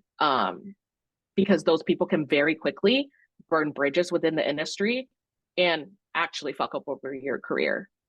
Yeah, absolutely. And I feel like, and correct me if I'm wrong, but I feel like even people in the writing community who like have these big, massive debates, like if you're going to feel that strongly about something, have that strong of opinion and create like a whole uprising over it, make sure you do your research and make sure it's backed with facts and not But just I strictly mean personal that opinion and conceptions. but I mean that would mean that they would have to do that research, or that they Yeah. would have to, like, hear out what has already been discussed. So, Yep. you know, even though there's been so many podcasts and so many things that have uh tried to, like, peel the veil as well, and they're either still running or now, like, have stopped, but they are out there. Those resources are out there. um and you can find out that information and hear from people who have been traditionally published, and hear what their experiences are and what makes, something a red flag or a yellow flag that you should be cautious of. And those, like, include, like, Claribel A. Ortega and Kat Cho's Write or Die. And I know the Headwater Literary um, Agency has their own podcast as well, where they, like, break down some things, or even just, like, their Substacks. I bet I've mentioned those, I think, previously as well. Well, one of the things that I've really noticed too is that there's been a lot of public shaming when social media, especially, has been creating these essential echo chambers that amplify the negative conceptions that we've seen. And there's this idea that having, or the idea that having productive conversations when there's disagreements, agents typically have to, like you said, sanitize their words or have this like soft, gentle voice just to talk to somebody or even silence themselves entirely, to keep the community from pulling out their pitchforks. What's your take on outrage culture? Well, it's also called cancel culture or call out culture, that's Yeah, bled into the publishing industry. I think, oh, I've both participated in it, and then I've also like been attacked for certain things. Um, so it always is very interesting to me what is particularly happening. So, whatchamacallit, we've had in the last like several weeks or whatever, I don't even know now. For example, I don't know time, but for example, the BookCon controversy. So if you're listening to this and kind of need a TLDR, basically it has been found out that the parent company, RelX of BookCon, also owns this company called LexisNexis, which has a Yeah. contract with ICE.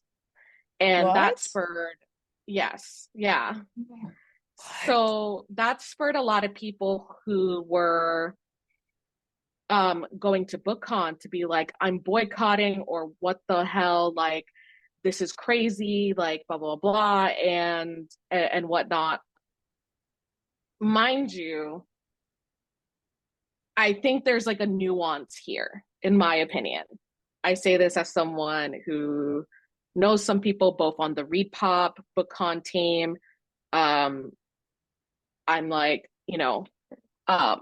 there's like a lot of things behind it, but I think it immediately went to, well, then that means BookCon and ReadPop are involved with ICE, when that's not the reality. Yeah. I had conversations as well with a representative from ReadPop who gave me more background. Likewise, they were also giving other people who were attending background. And essentially, it comes down to they don't share that information right internally. They would only share that information, the consumer data, if the government, if I said, here's a warrant signed by a judge, an actual legitimate warrant, that you need to give us all this consumer information, which is highly, highly, highly, highly unlikely, even Right. as Yeah. things are really crazy now, right? Because they can't, they would need that from a company.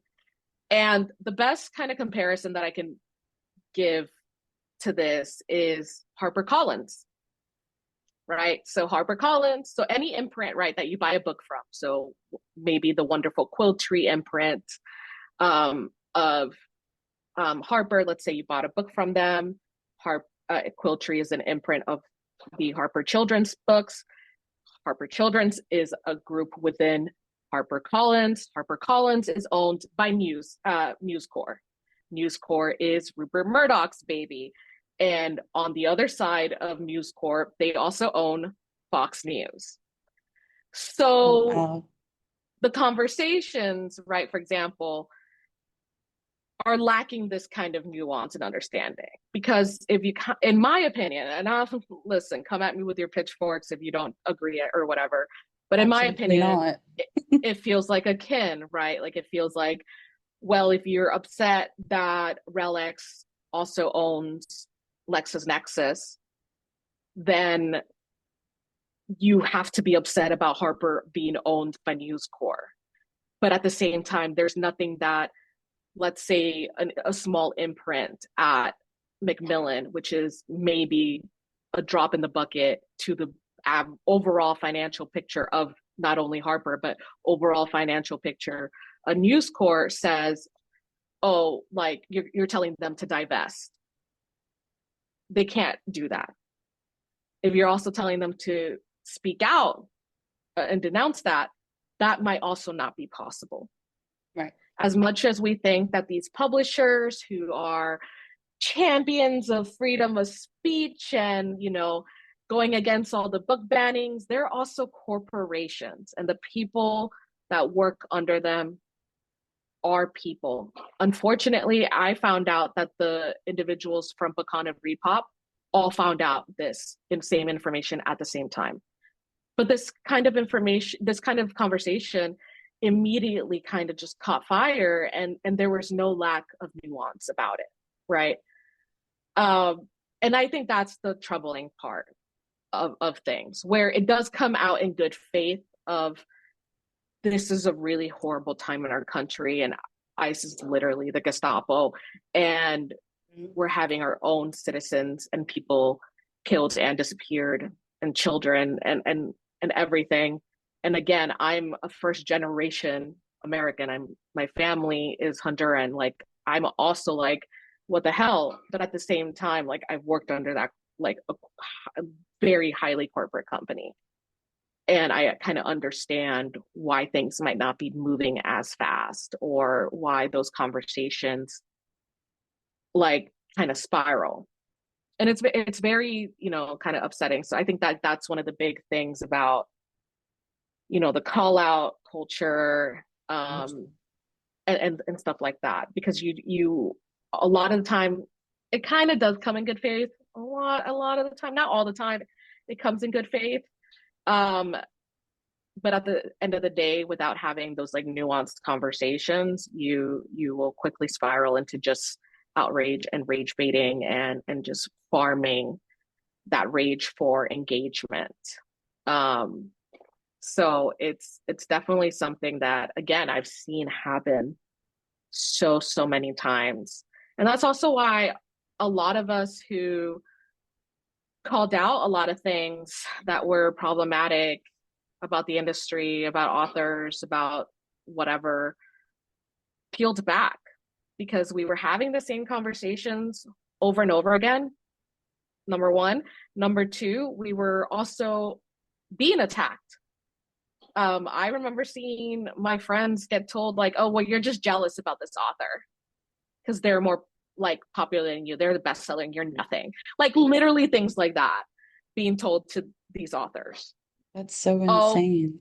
Like, or when we're talking about like, hey, look at the Lee and Low diversity baseline survey and blah, blah, people coming in being like, well, I'm a white author and I don't know how I can get published then, because all these agents have rejected me and all these editors don't want to buy my books. And it's, again, that aggressiveness. So I'm just like, why bother at that point? Yeah, why bother? At that point, I feel like you should look internally. But they never will. I think that's the whole thing, right? Like, they never will. So again, at the same time, it helped, calling out on social media helped bring awareness to a lot of things. Honestly, I believe We Need Diverse Books, if you look at how they were founded in, I think 2016 or 2015, it was because the old version of BookCon was heavily white. And so they started like a BookCon So White kind of hashtag. This is some lore, some ancient texts. If you are listening to this and we're like, whoa, I didn't know that. But that's, like, We Need Diverse Books. I came in the year after, basically, that they were created. The same thing with POC and Pub, right? These organizations that popped up were created because of the fact that, like, things were trying to be changed. So I think the call out culture in general can be wielded for positive change, but at the same time, a lot of the work is not online. The work will never be online. The work is our books. The work is what we do in the industry. The work is actionable items that we need to do, that we need to handle. It is not just tweeting. Right. That's just that's like a tiny little speck part of the job. Yeah.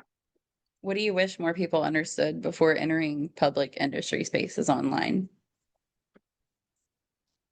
God, that we're human. And I know that, again, we've mentioned that this is why you're doing this podcast series, but like, we're freaking human. Like, I think I've mentioned this. I definitely like posted about like all the queries, for example, that I got over 1,200 queries in a month and a half, and that's why I had to close for like ever, and why I was so behind. And a lot of people, you know, like, as is their right, withdrew because they feel like, oh, if she doesn't get back to me in like 3 months, it's a no, when I very clearly state like, I will get back to you whether it's a pass or request for more. Like, I don't like leaving anyone behind.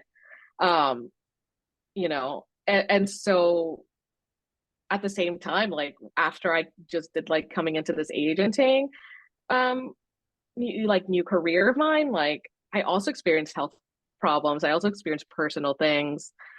You know, there's just so much that goes on behind the scenes that we're not showing, and of course I'm not going to be tweeting about it constantly or whatever, Right. but that impacts our ability to do our work. And I think a lot of times for people, they think that like you need to be at their beck and call, that like you need to, this is not, if my clients are listening to this, this is not a you thing. I'm just saying this overall. My clients are literally angels. Um, but I think a lot of people kind of think that like, oh, like, well, why are you taking a day off? Like, aren't you trying to like do this? I think this happened to, I think, like other agents and stuff like that. And I'm like, well, if you can't understand like a person being human, like, go query the agents that are like sharks or something, that like are going to be cutthroat then, because a lot of us are not cutthroat. um I think in general, again, like I wish people would understand that not everyone can speak out about something online. Also, you shouldn't ever be pressuring people. I just saw this recently. I think it was like a post and it was just like, oh, like, I think it was like about Latina people or like BIPOC people, and talking like about like, you know, the recent like murders that happened and I'm like, whoa, like, why are you like trying to pressure people to like say something? First of all, like, a lot of the times it could come off as like performative. Yeah, Like, no, I agree. you know, or in general, like, a lot of these younger editors who are going to be maybe more online, they like, as I mentioned, they can't say everything that they feel. A lot of conversations that we have are actually offline, and I honestly do believe that more people need to have those offline conversations. They need to have someone to talk to, and that's not just tweeting it out into the atmosphere, you know, whatever grudge you have, or like, you know, big major questions. I mentioned this in our prior episodes. Community is such a big thing, Yeah. and that's also part of it. You know, take it to the group chat. Maybe, like, beloved, don't press post. Take it to the group chat instead. Like, so, you know, I think the other thing is, I think the last thing, and maybe this is cutthroat of me, but no one owes anyone anything. No, I, absolutely not. which you know, I think it's a hard thing for a lot of people to internalize or Yeah. ingest. But, you know, I don't, like, no one owes anyone anything. I don't owe you a reply on social. I don't owe, like, if you're aggressive in my queries, you don't get a response at all. You get a block, right? Like, I don't owe you an explanation for this or that. Um, like, a Black author who's being told, why haven't you spoke out about this, doesn't owe you anything, doesn't owe you any reasoning.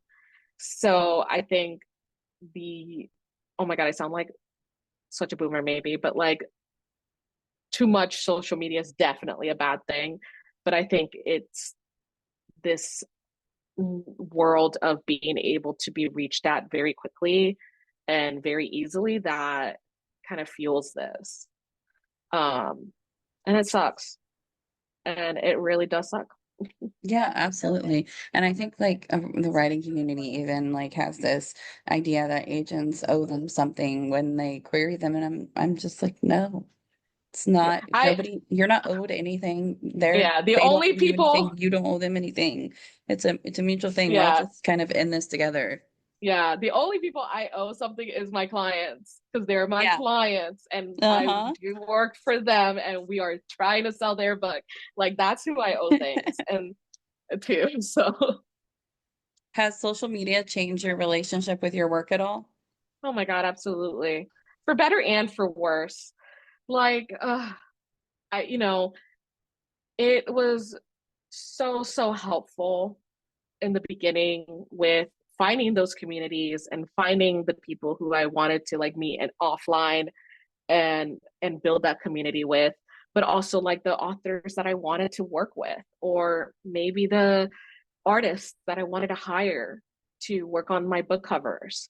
I found them because of online. Same with like, my designers that I worked with. We found a lot of people online through spaces, through amazing pitch contests like DV Pit or even PitMad, DV Art, any of those showcases where, artists and writers, posted their things.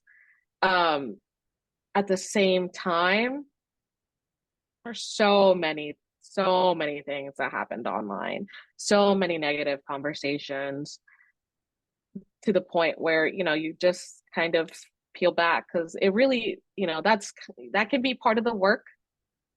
But at the same time, like while I use my social because, to talk about publishing, at the same time, I'm mainly gonna maybe be tweeting about the little movies or about like shows and stuff that I watch and like fun things.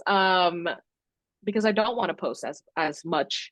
I've definitely like changed the way I interact. As I mentioned earlier in the podcast, like um, definitely interact with other like writers now. It's way different.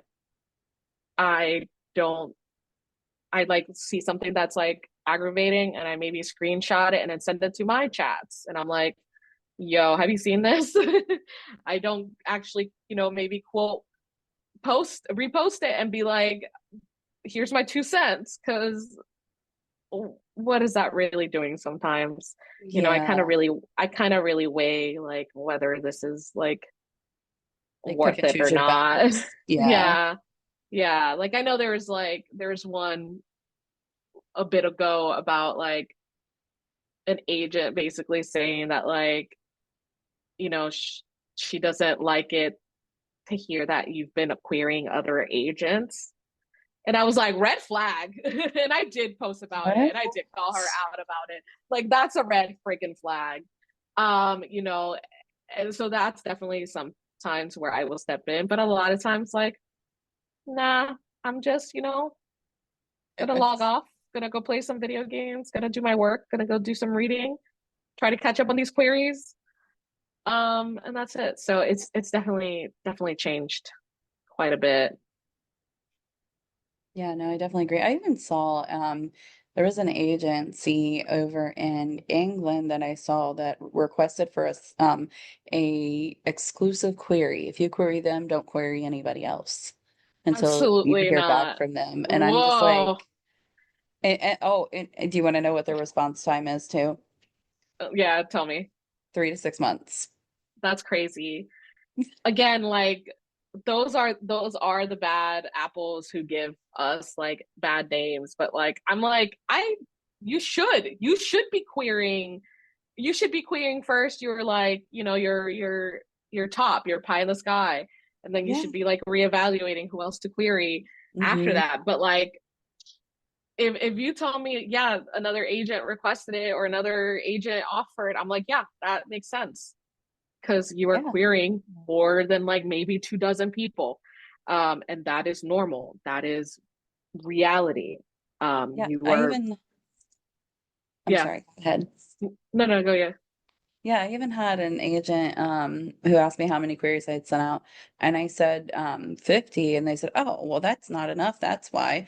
I've Yeah, seen someone send 380. I'm like, "What? For the same book?" Like, I feel like after 100, I've always like, because I've been in this industry so long, is that there used to be the rule, hard and fast rule, after 100, shelve it. But now it's like, you can send 150, 200. So it's so wild when someone says like, no, exclusively query only me. And that's why like I love that there's the online community and social media and public spaces like this where you can find this information. Yeah. And I think in general, like I've said this again, I'm like a broken record, but like vet who those people who are maybe sharing that information are, Yes, right? Like always. there's an agent who I do absolutely adore. I mentioned her in the prior episodes, Kate McKean.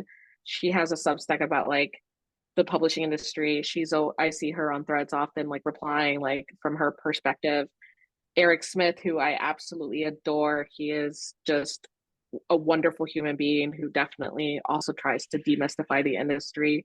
You know, those are people that I know and trust, and they have the actual credentials to back it up. I Yeah. have the credentials, like not to be like, oh my God, I'm so great. But like, no, I've worked hard in this industry to build a reputation and to have those credentials. And I've worked with the authors I've gotten to work with because of that.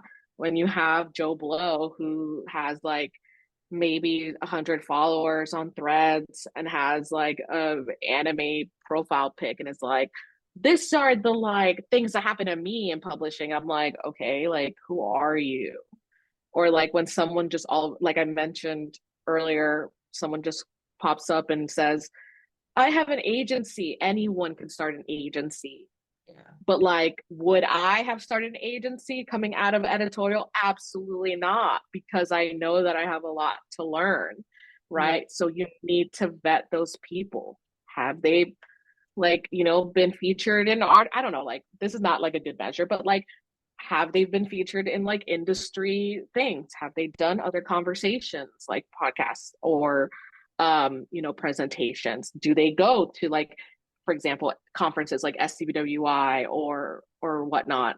So there's so many things that you can look into to be like, yeah, that person's legit. That person actually worked at X house. I say this also for like Reedsy, which I think honestly is full of fucking scammers Yep. because I tried doing it. It was not a great experience, but also I see people who are like, I edited the Hunger Games. I'm like, no, you did not, because I know the editors who worked on the Hunger Games books. Or they would say like, I did this or that, and I'm like, maybe you read the book, or maybe you were the Yeah. production editor and you might have actually done some copywriting. But most of the time, I'm like, who are you? Yeah, and like the Because same thing with like Fiverr and then this other, what is that website? It starts with a W where people just post their books for free. Um, oh my God, oh it's not webtoons. It's no, it's on the tip of my tongue. yeah, I Um, know what you're talking about. yeah, and like and I just it baffles me. I had someone actually I went on there just to see what it was about when it first came out. And I was like, okay, no, this is not for me. And I like commented what my book was about. And then I found out that they did steal it. Um and they basically Yeah. just changed the direction of which way the main character traveled. I'm like, Honestly, literally, I'm talking about social media and like the conversations that are hard to have and whatever.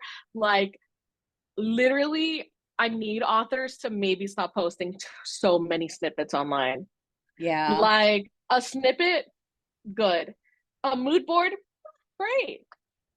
Full on paragraphs and things like that, stop posting it, because literally there are grifters out here, there are scammers, there are con artists, yep, and they will literally plagiarize your shit. And I yep. again have seen it happen, and And it there's is horrible. And then there's it even becomes like a whole thing. yeah, there's even countries where it's completely legal to do it too. Mm. And which I think a So lot of like, people don't know either. yeah. And you never just want to like also just like, shoot yourself in the foot and like Yep. potentially like mess up something, because I don't know, again, Joe Blow might like beat you to the punch and then is gonna say you're the liar and you plagiarized, or whatever, things Yep. like that. So it is a It's a lot. wild, it's a wild online world we live in. Yes, absolutely. Well, thank you so much, Shelly, for sharing all of this with us, me and the listeners of Lioness Ink and Insight. I know these questions in this episode were probably a little tougher to answer, so I do Yeah, appreciate you taking the time and doing so with such honesty.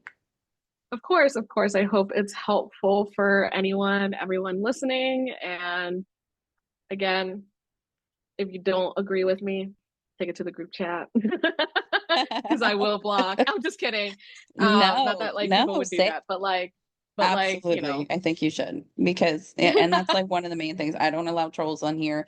They're not permitted. If you come here and you disagree with something said, have a mutual discussion about it. But if you come here with a pitchfork, you will find very quickly you will not be here very long. yeah, yeah. I am very, very fiercely protective of anybody that is a guest on my show or my podcast or anybody that even just subscribes. Once you come and join Lioness Ink and Insight, you are part of my den. And I will fiercely, like the lioness in the title, will protect everybody under my umbrella. Amazing. That's lovely. Is there any final thought or closing note you want to leave listeners with as we close out this series? Oh, I think in The last thought. oh my For gosh, the this is so roundtable, the live hard. roundtable. I know. I think in general, everyone deserves to protect their peace, however that is. Yes. Do that research that I mentioned, and also don't let someone else's experience potentially mar yours because Yeah. everyone has a whole different journey in this. And I think amendment to that is if you see someone who's had one agent their whole career and you've maybe had two or three, that is normal. Do not feel like that's not a good thing. That is so completely normal. Yep. So I think that's where I'll leave it. And whatnot. You can catch me online, I guess. I might talk about publishing online, but might also just talk about like Bridgerton in the Pit. Oh my gosh, Bridgerton. I have to watch that Yes, new season, the new it's really good. episodes. It's really good. Oh my God, don't spoil it for me. I'm so excited. I won't. I won't at Thank you all. again, Shelly, for being part of this project and for helping bring more humanity, nuance, and understanding into the world of publishing. I'd rather be a witch, spit that curse, make the heavens glitch. You want calm, I want stone. I crack bones just to be reborn. Back for episode 3, the nuances of the industry, and the final episode of this mini series is Vicky Weber. Hello again. For episode 3, Vicky, we're going to zoom out now, not into controversy or debate, but into the larger pressures that shape this industry and how they impact you personally.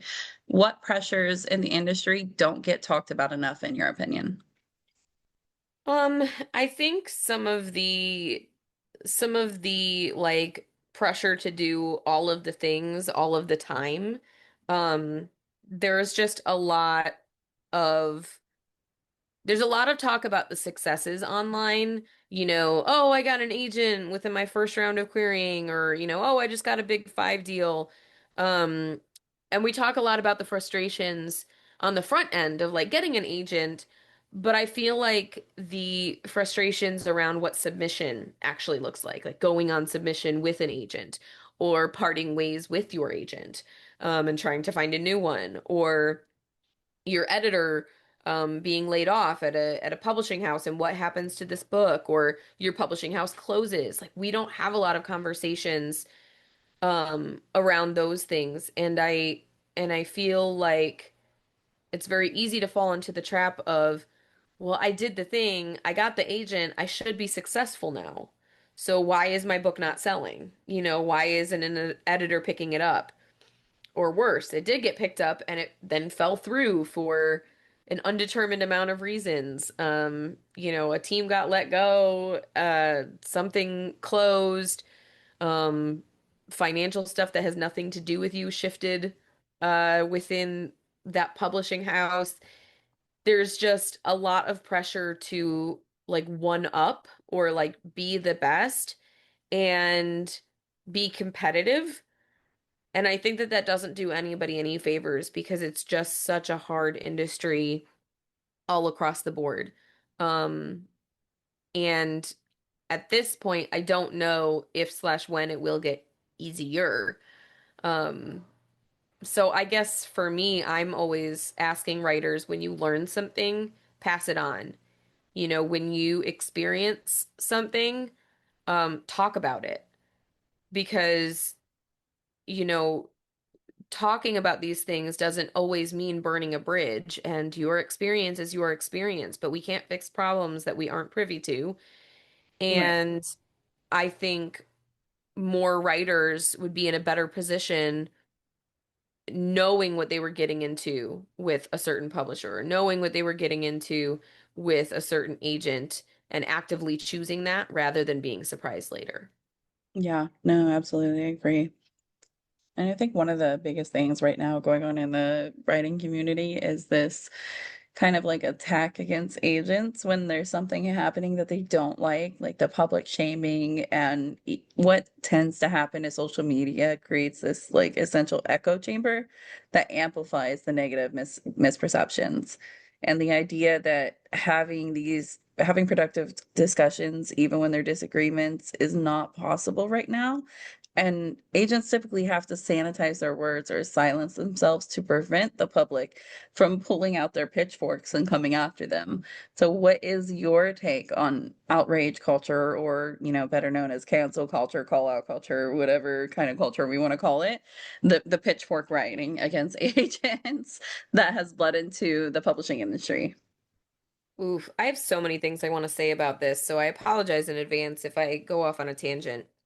But No, go ahead. there's there's so much to unpack there. And I think cancel culture and all of those things, I think for the most part, it comes from a good place. It comes from calling out injustices and things like that.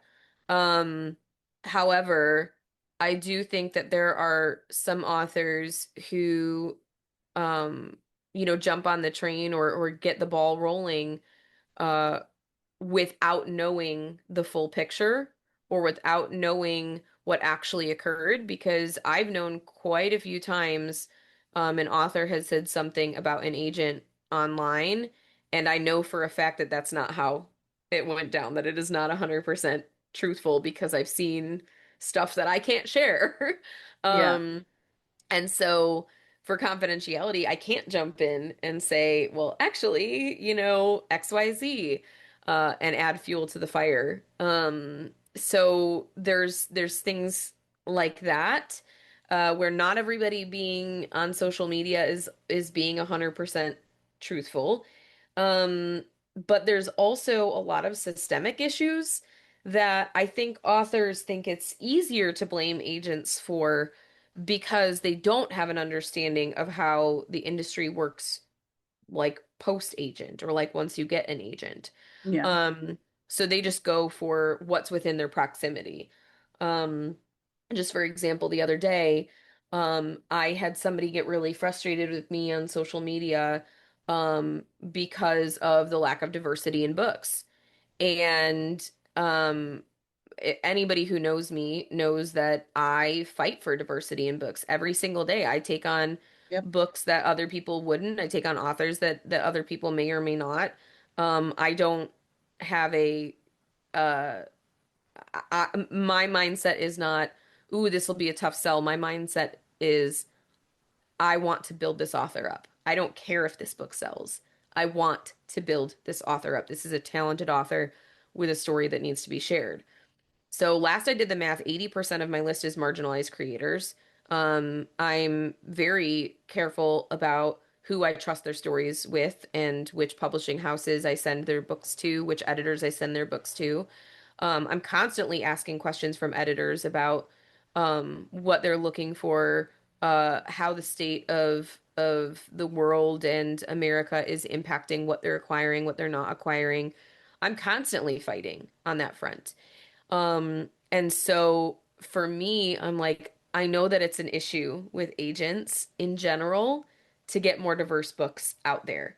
However, I'm doing all of the things that I can as a person, and I will continue to do that. I'm not deterred in the slightest. In fact, I would say I'm encouraged by what I'm seeing on my end. I am not hitting barriers in getting diverse voices published. Um, but at the same time, it's hard when an author comes at me and is like, you need to fix this thing. Because I'm like, I'm only one person. I'm only Yeah. one person and I'm wearing a lot of hats, and one person can't go up against an entire system, especially when some of it's out of their control. Yep. So with agenting, the only thing I can guarantee is whether or not your project gets in front of an editor at a publishing house. I can't guarantee that they buy it. I can't even guarantee that they open the email. I can't guarantee that they read it. Um, I can't guarantee any of that. So when the frustration is we need more books like XYZ, or all of the books look the same or feel regurgitated or whatever it is, agents do have a piece in the puzzle, but at the end of the day, we have lots of other things and they're not getting bought because we're not in charge of the buying. And even editors are not always 100% in charge of the buying because they could have an interest in a title, but they have to run a profit and loss statement that says, here's how much money we're going to make on this book based on these stats and these comps and these past books and these reasons. And then the higher ups look at that and go, yeah, that's not enough money. Go tell them no. Or, ooh, yeah, that sounds good. And then it gets through. So even editors that really want to push and fight things through are not always 100% in control of what they acquire. There's so many other layers and approvals and business and corporate, like there's so many other things. So when I see authors targeting agents over what they're seeing on the shelves, what they're seeing in literature, um, I understand where it's coming from, but it's also frustrating because it's like if I could solve all of these, I would. Yeah, And I'm absolutely. trying. It's not for lack of effort, guys. So, what conversations feel unsafe to have publicly right now? Um, I think there's um it's really hard to have conversations that are candid about like what's happening in the world because people are so polarized right now. Yeah. And like how that impacts books and publishing. Um, I have especially had to be cautious of what I say when I meet authors in person at a conference, because there have been times an author has sat across from me and said or done some things that made me feel unsafe. And so I requested materials not because I wanted to read, but because I was just afraid of angering um, That's horrible. a person in front of me as a woman who is only 5 foot tall. Yeah. Um, so there's factors like that as well. I'm Puerto Rican and my husband is of Cuban descent. My mother-in-law came over from Cuba when she was 4.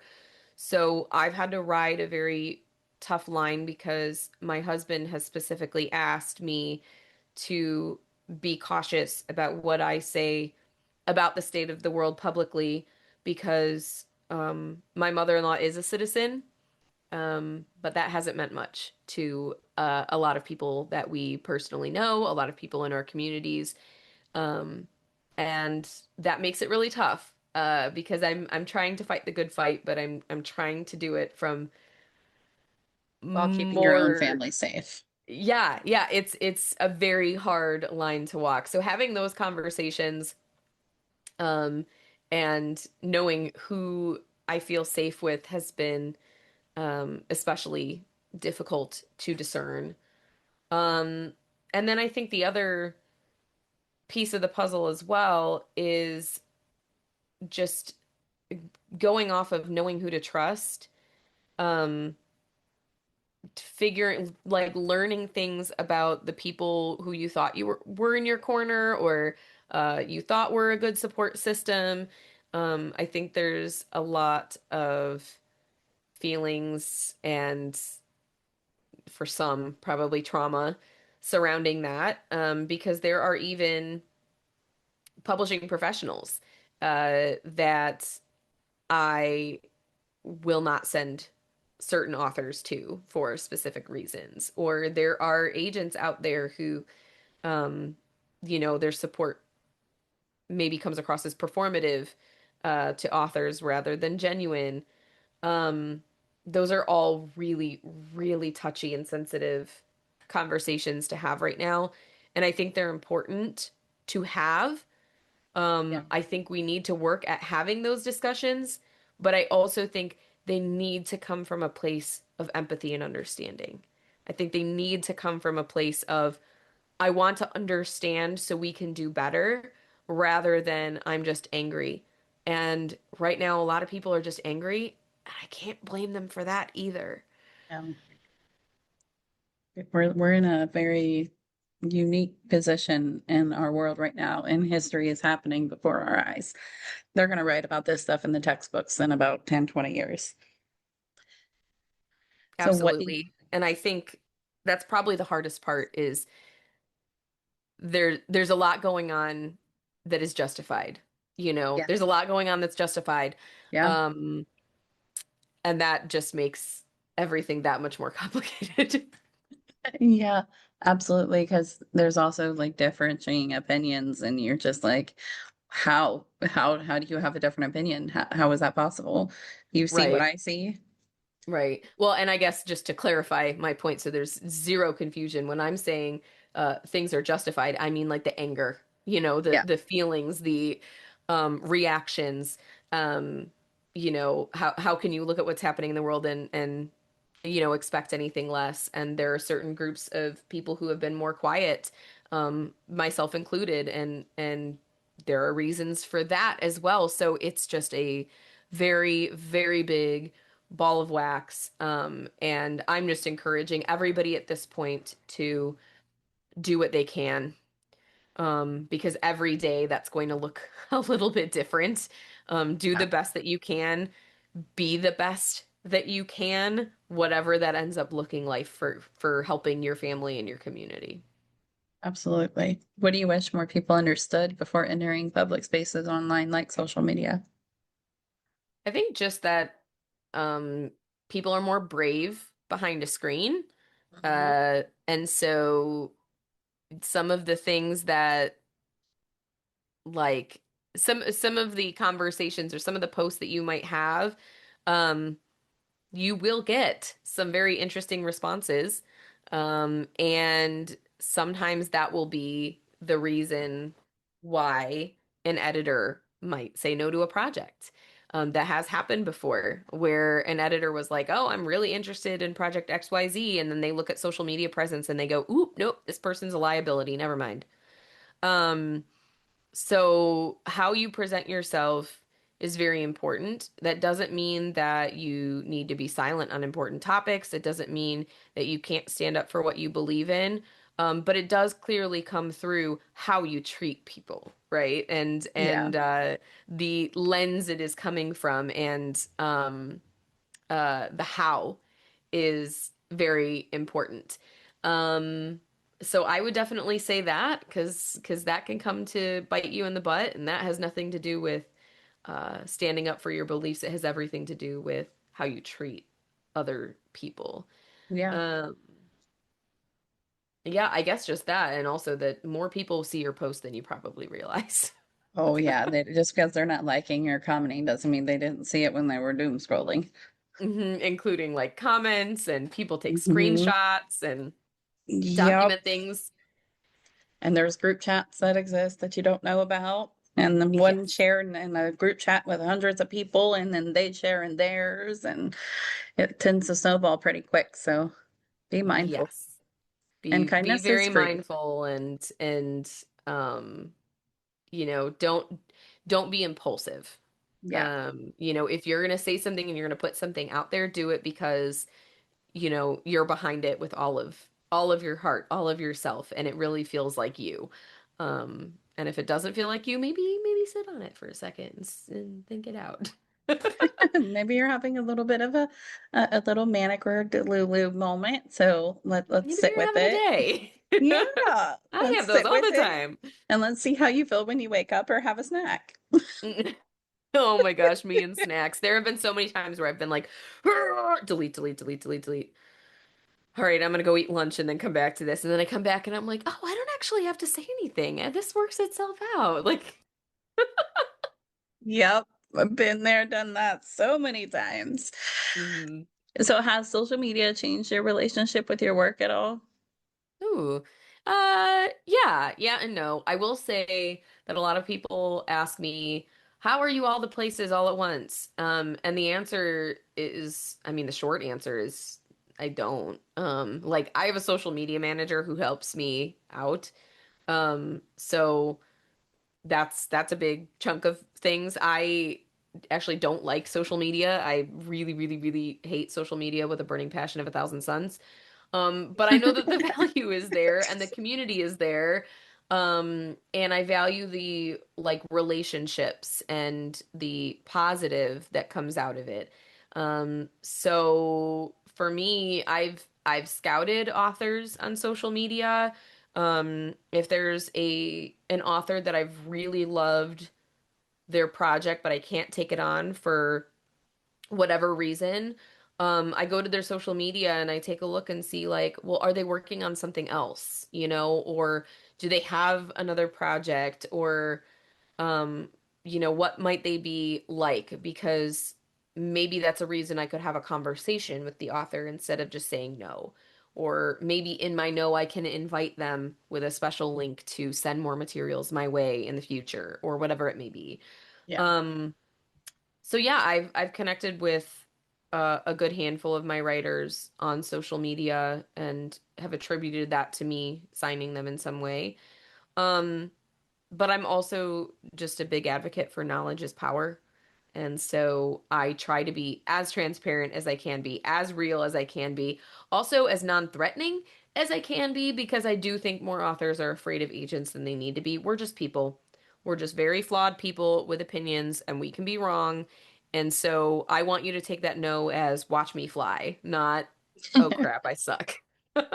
Yeah, take that no and use it as fuel motivation and be like, okay, I'm going to turn that into a yes. Let me do everything I need to do that. Yeah, and there's lots of right ways that that can happen. Yep. Regroup, think it through, figure out what you want your strategy to be. Is it reworking your current materials? Is it writing something new? Is it adjusting how you're querying or sending things out? Is it um sending out to small presses alongside agented authors? Is it starting to attend conferences and pitching yourself that way? There's so many ways to get your stuff out there and make an impact and make a difference. And no two people's journeys look alike in today's industry. So the best thing you can do is follow your heart. Follow your heart, follow your why, and surround yourself with resources and a support system that will help you do that even on the hardest days.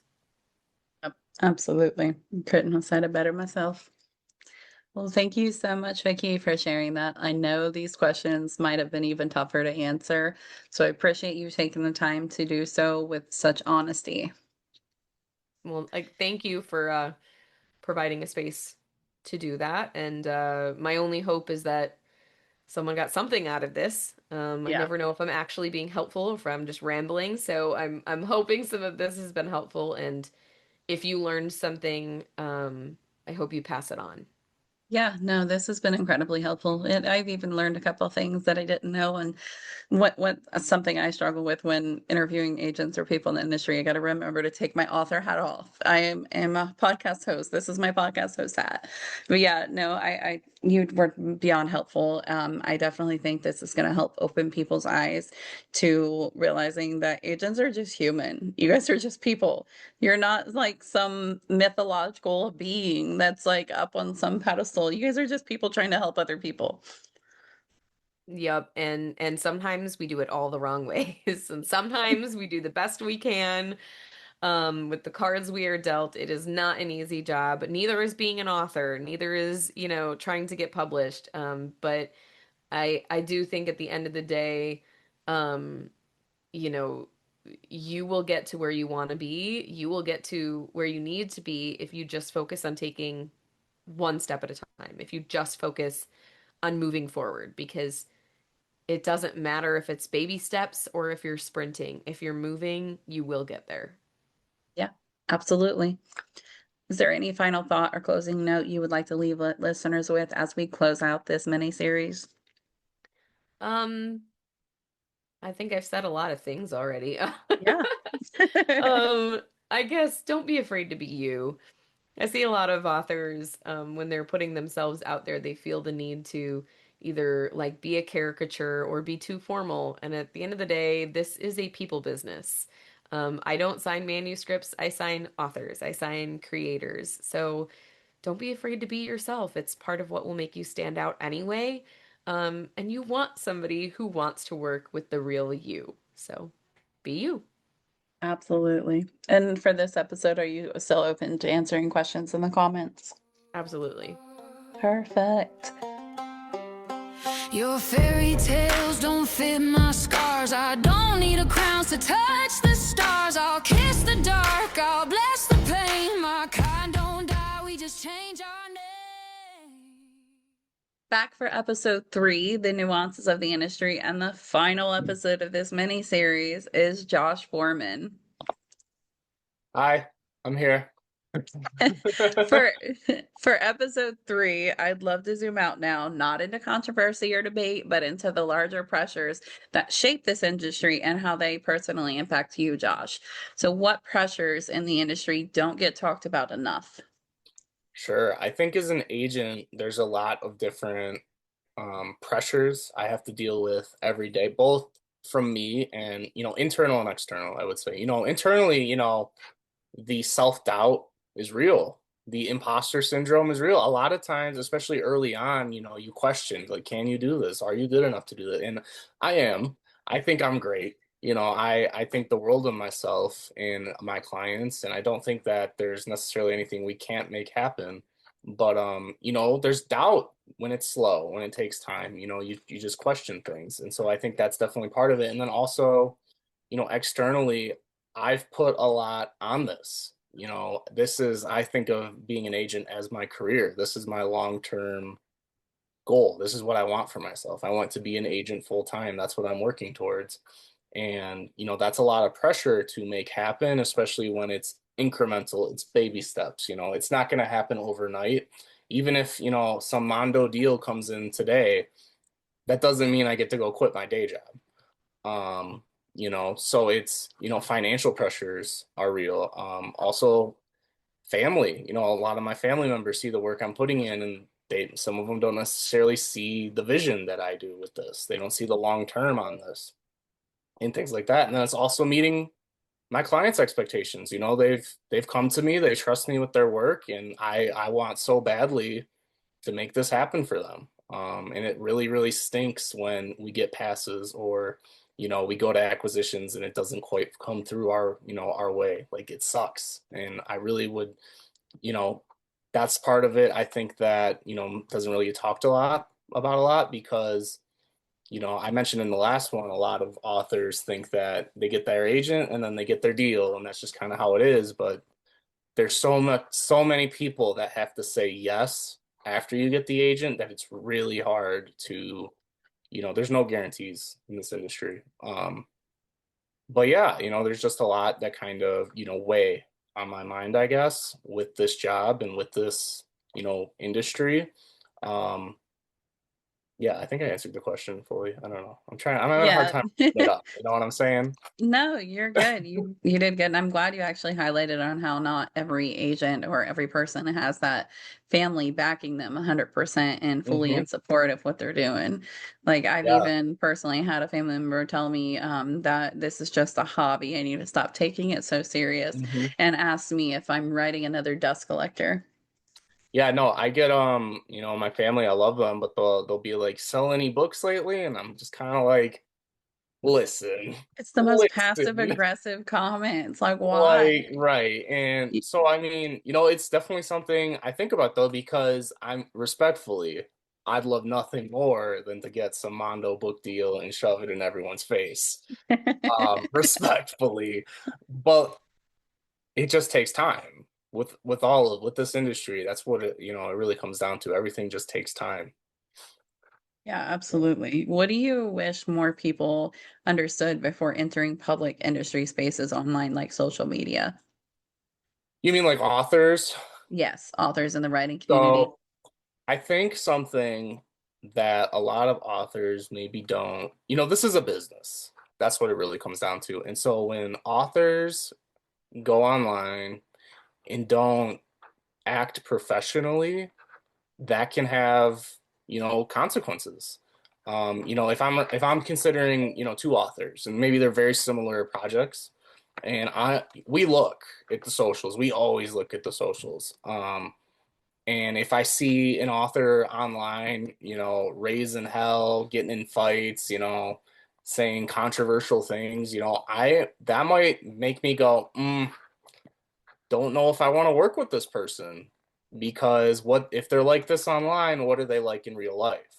Right. Um, and I look at everything in this industry from the long-term point of view. And if this is somebody, no matter how good their work is, if I don't see myself being able to work with that person for 1, 2, 5, 10 years, I don't want to work with that person. And so I think that a lot of people, or a lot of authors, when they go online, they should be thinking, how can I position myself better?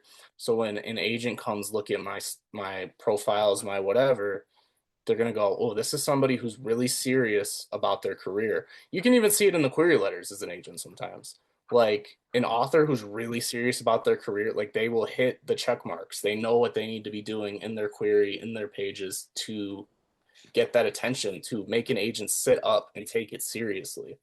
Um, and so I think that the authors that understand that this is a business and it's not, you know, I have all the respect to writers who just write to write. I do that. I just Yeah. write to write. You know what I mean? I love that. It's amazing. You should. Yeah. I think more people should do that. Um, and if you want to go online and do those things and just write to write, that's totally fine. You should.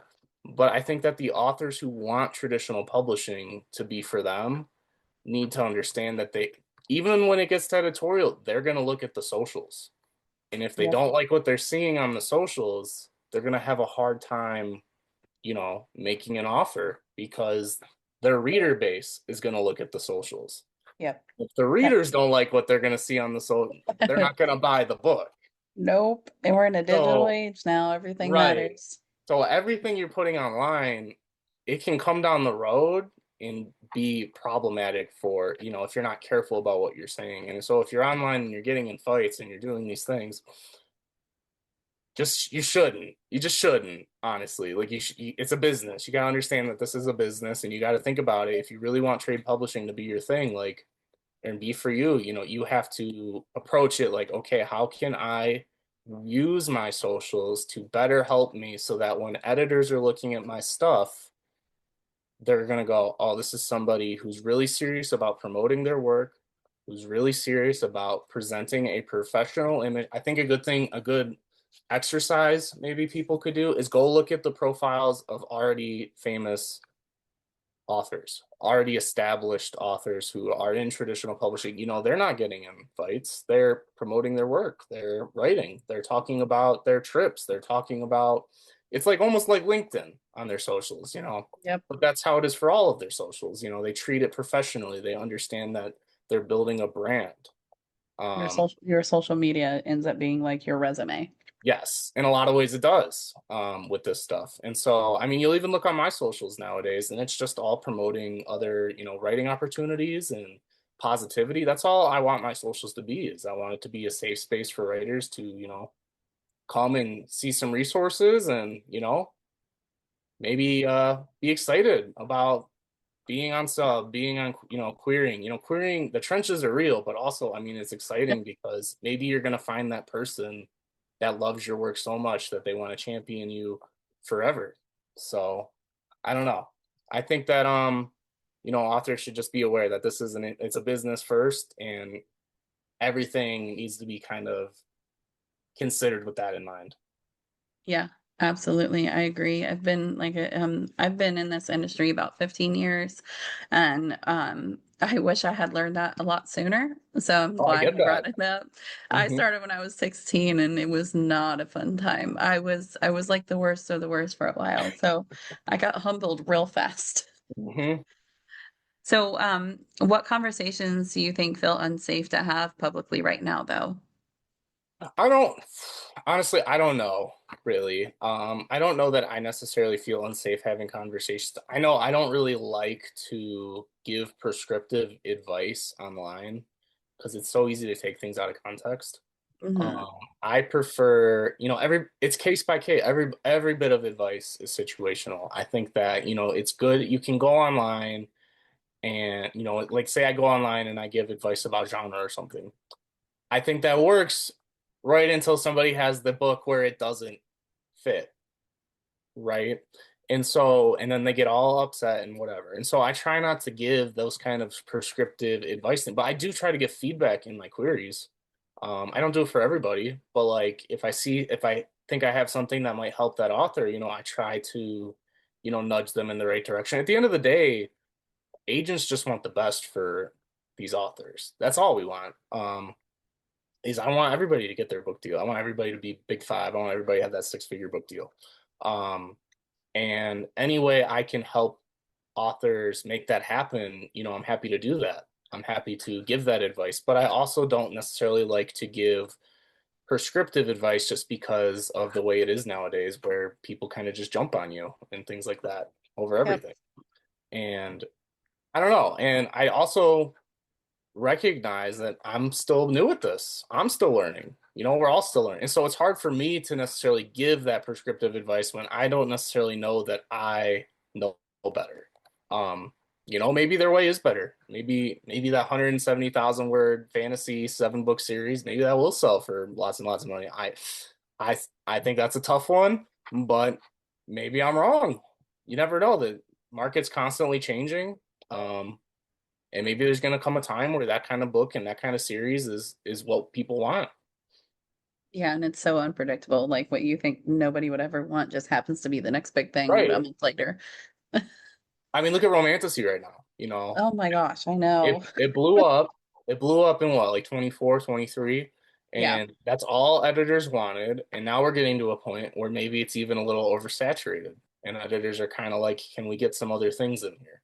Yep. Um, so I think that, trends shift very quickly in this industry. And just because you're getting those now doesn't mean you're doing the wrong things. It just might mean that maybe it's not time for your book. Maybe it's not the right time for that agent. That's why in my form letters it even says you're always welcome to resubmit if I pass. Because I am always happy to give a second look. I'm always happy to consider something again because maybe something, this is totally off topic now. But something I think that gets a little bit slept on with the querying is where you end up in the queue is random. And you might be between some of the best books ever, and that makes it harder for you because of the recency bias and things like that. So like when Yeah. I come across a really good query I try to stop and go, now I'm gonna think about this one every time I'm reading after this. Like if I don't stop and give it a little bit.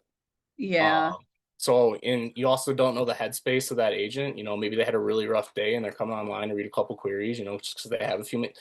So there's so many factors that impact querying that personally, like that's why I don't have a problem giving things a second look because maybe it's really good and I just didn't see it at the time. Um, you just don't know. There's so many factors in this industry. Definitely. Has social media changed your relationship with your work at all? I don't think so. Not really. I just kind of have it for the funnies, to be honest. I know that there are, I was talking about this with somebody earlier today, actually, I know there's agents out there who really like authors with the big platforms. And that's definitely the case for me for nonfiction. For nonfiction, and I don't have any nonfiction clients, but I am maybe going to sign one soon. Um, but I have to see that big platform for nonfiction just because that's how we're going to sell the book. Yeah. But for fiction, I don't care so much as long as you're not online being obnoxious or something. Um, because I just want good books.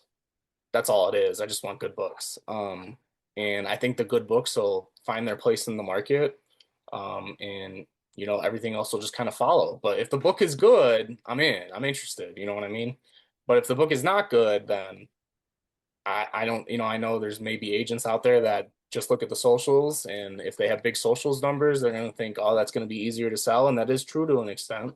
But if the book's not good, then the book's not good. That's sort of how I see it.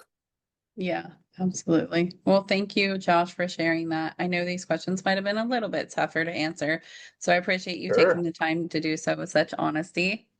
Is hmm there any final thought or closing note you'd like to leave listeners with for this episode as we close out the entire series? I think just support each other. It's called the writing community. You know what I mean? It should be a community. It should be about positivity. We should be uplifting each other.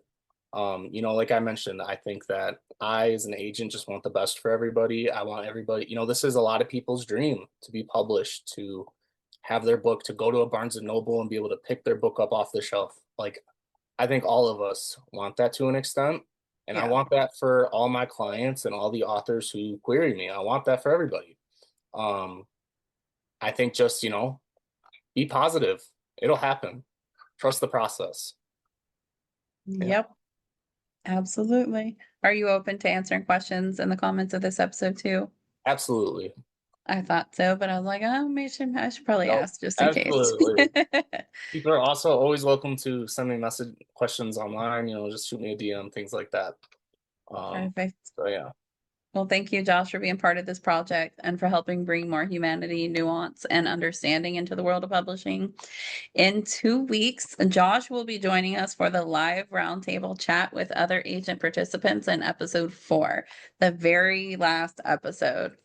Until then, stay real, stay weird, and stay fierce. Being a princess, I'd rather be a witch. Light my heart like a servant, but you got pearls, I got smoke.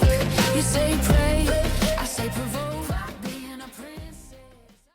Back for episode 3, the nuance of the industry, and the final episode of this mini series is Renee Runge. How have you been, Renee? I've been doing pretty well. I'm excited to dive back into our conversation. Perfect. Thank you so much. So, Renee, what pressures in the industry don't get talked about enough? So, one pressure in the industry that I don't think gets talked about enough that affects all parties involved in every step of the process is market timing. And I know that's a phrase that comes up a lot, especially in agent replies to queries, particularly in rejections. And I've seen a lot of authors on social media really frustrated and not understanding what it means when we say that the timing isn't right for the current market.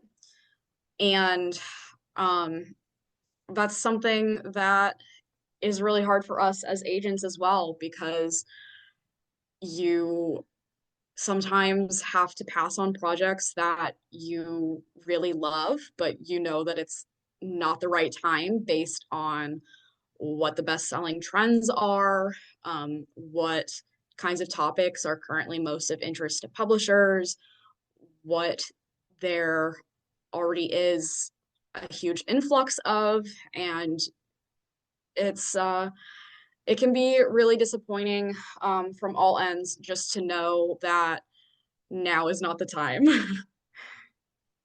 Yeah, no, absolutely. Because it's like, right, kind of like the same aspect with people, right person, wrong time. Yeah, submissions, honestly, a lot of the time feel like dating. It does. So, what is your take on outrage culture? It's also called cancel culture or call out culture that's bled into the publishing industry here recently. Yeah, it's a big topic. And as a person who is very opinionated and always feels like she needs to stand up for herself, as someone who is neurodivergent and also in a perceived position of power and wanting to be as transparent as possible, sometimes it's really hard for me to hold back when I see people presenting opinions that aren't necessarily true, but they're suggesting them as if they're facts. It's really hard sometimes to not give in to the negative energy that is hurled our way just because I don't want my replies, rightfully defending myself or defending others in the industry to be taken as, oh, this person is argumentative or hard to work with, or, um, you know, God forbid, is mean, because I don't think I'm a mean person, No, truly. I don't think you Um, have a mean bone in your body, and I barely know you. that's generous. But um, I I think that call out culture is so complicated these days because there is almost this persistent angle of trying to make people repent for their actions or otherwise publicly humiliate themselves in an Yeah. apology. And I think we, as a whole, publishing industry and otherwise, would benefit a lot more from a call in culture where we are more politely and openly trying to show others why their way of thinking might not necessarily be correct or that their opinions may be misinformed. I know that I personally am always really glad when I have someone message me privately and say something like, hey, what you wrote or what you said may actually be taken in this way. And that's always really important to me because I don't want my words to ever be taken on a level that is not true to who I am. Yeah. And I think cancel culture has its place when people are committing acts that are, um, I Like mean, I really don't want to call egregious. anyone irredeemable, but yeah, egregious. And, there's a time and a place for people to be quote unquote canceled. But Yeah. um, I feel like we don't truly see those instances all that much in the publishing industry. I mean, definitely from Yeah. time to time, but most of the arguments that I've seen recently in the writing community, I look at them and I'm just like, I can't even begin to engage in this right now because there's nothing that is gonna um like disarm this situation. Yeah. No, I've seen that's actually a really unique perspective. Never heard anyone call it call in culture or see it that way. So I'm really grateful for you saying that because I 100% agree. Like if we just led with a lot more compassion, but we as authors in the writing community also have to make it to where it's a safe space for you guys to be able to do that. So like that's the whole intent behind this whole series too, is to create a safe space for agents so that we can all meet in the middle because right now the climate, it's not possible for you guys to. It's not an option, even though a lot of you want to be able to say, hey, this is would be helpful, or this is why you can do this. You guys say one thing and people come out with pitchforks like because they don't agree. We can disagree and still have, these appropriate conversations and discussions and debates about it without, people coming with pitchforks and saying cancel them. Yeah. I think another thing that makes it so challenging to communicate about these issues over social media is truly the fact that it's hard to discern tone. It's hard to discern when people are being sarcastic. Like, I don't know what you're meant to have your message sound like when you're not speaking verbally to me and I'm not Yeah. seeing your body language. So I think Right. it is very hard to capture an entire sentiment over just a written message. And that leads to a lot of confusion and, inflated anger over things that may not actually be that deep. I know, I completely understand. So what conversations right now feels unsafe to have publicly online? I see authors from time to time trying to engage with agents directly under their posts. And I would say that I've started to see an uptick in this a little bit more recently, where authors will lament about their long time spent in the querying trenches, how agents have ruined their chances of being published, how the publishing industry has shoved them aside. And it's hard to go into a conversation like that with the aim of any kind of sense of productivity in advancing the conversation of, well, why has this not been working for you? What are your specific circumstances that have led to blah, blah, blah happening? Like, I've been seeing one author commenting on a lot of agents' posts about how they had written upwards of 20 manuscripts that all had to be shelved, and why is this, and why can't agents take on everyone? And it's hard to have those more personal discussions in such a public setting, like the conversations that don't just like blanket apply to the writing community at large, but when authors are, begging for answers like, why has this not worked out for me?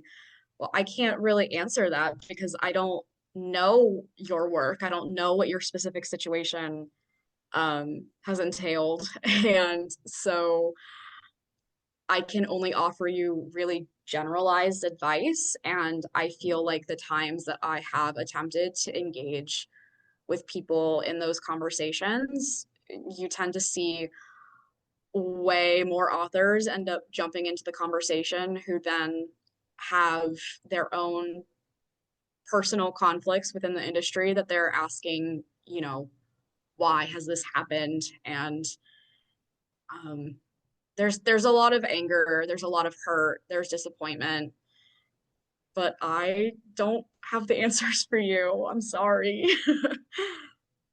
Yeah, because I think a lot of people forget that you guys are just one person. Your bandwidth can only go so far. You're not invincible. You're not some robot that can just monotonously move forward with every person in the world. You only have so much capacity to be able to handle so much in one day. And every client you take on, 9 times out of 10, correct me if I'm wrong, is someone that you have to deal with and help and get through the processes every single day. So another client means another person that is filling that bandwidth, and you can only do so much as one person. Yeah, it's definitely a challenge to strike a balance between wanting to take on as much work as possible to be fiscally viable Yeah, and maintaining a number of clients that I know I can actually dedicate the proper amount of time to serving. right. So that person saying, like, why can't you take on everybody? Well, there's reasons for that. One, they're human. Two, it's just not possible. So, Renee, what do you wish more people understood before entering these public industry spaces online, like social media and things like that? I see a lot of authors making fun of the phrase agents talk, but we really do talk amongst ourselves, even between agencies. And I do wish that more authors understood that when you're using a public industry space as a place to talk badly on people or accuse people of things that are not necessarily true, or it's very obvious that you are harassing certain agents, other people are going to find out about that. I feel like growing up it was always instilled in me that whatever you write on the internet is permanent. Yeah. And I think having entered this role, I'm a little bit surprised that that seems not to be a concern for some people. Yeah, like they just don't consider how they'll appear online. And I do think that if you have issues with the way that agents are operating, there are valid places for you to express those thoughts. And depending on what the situation is, sometimes that is a public industry space. But if other agents are constantly seeing you being argumentative, trash talking other agents, they're not going to want to work with you as a client because a lot of the agent author relationship is on a personal level as humans Yeah. beyond the writing. So it's not the same as like going into 9 to 5 job and that's your boss. That's not that the relationship between an agent and client is not the same. Would you say that's accurate? Oh, for sure. So You, how, I always, oh, I'm sorry. no, go ahead. That was perfect. Go ahead. I always say to my clients during our offer calls that you represent me as much as I represent you. Yeah. So the way that you conduct yourself online and the way I conduct myself online, we have to be in alignment with each other, or this relationship isn't going to be functional. Yeah. Um, if I am acting in a way that is not representative of you, of course you have the right to fire me as your agent, just as if you are acting inappropriately in a public industry space, I can fire you as a client. And God forbid that ever happens. I sure hope that's not something I have to deal with over the course of my career. But we are people whose names are in each other's work. And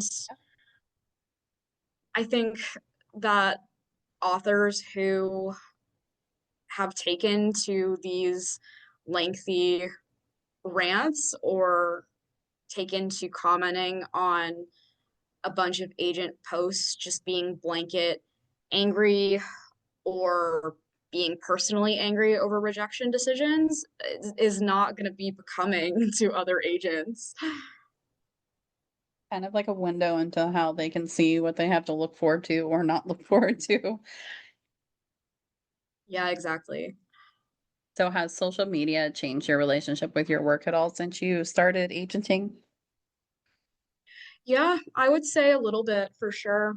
Um, I have definitely had to figure out how to take a bigger step back in terms of sharing about my personal life or sharing my own struggles because um, as an agent, I of course want to put out my best image possible, but I do worry about how certain parts of my life might be perceived, like my political beliefs, or I mean, even something as simple as what I do on a day-to-day basis, whether I'm going out or I'm going to shows or attending different kinds of events. And so, as much as I want to engage and allow people online to get to know me, I also want to make sure that I'm never towing a line where they would be hesitant to work with me based on who I am. Yeah. Because online perceptions can be so quick and happen with like the littlest thing you say, a lot can be perceived from the tiniest thing. So I definitely understand that. And I think a lot of it, particularly on the point about my political beliefs, politics is inherent in the publishing industry. I mean, I think a lot of people don't realize to what extent our local and state governments, even on the federal level, the decisions that are made affect what can and can't be published or what topics are getting banned. And it, I would love to be able to speak more on that on social media, but I am definitely afraid of people from other sides or other angles coming at me with unproductive conversations or in ways that might trigger me to get angry online and say something that I would later regret. Yeah, definitely. Well, Renee, thank you so much for sharing that. I know these questions might have been even tougher to answer, so I appreciate you taking time and doing so with such honesty.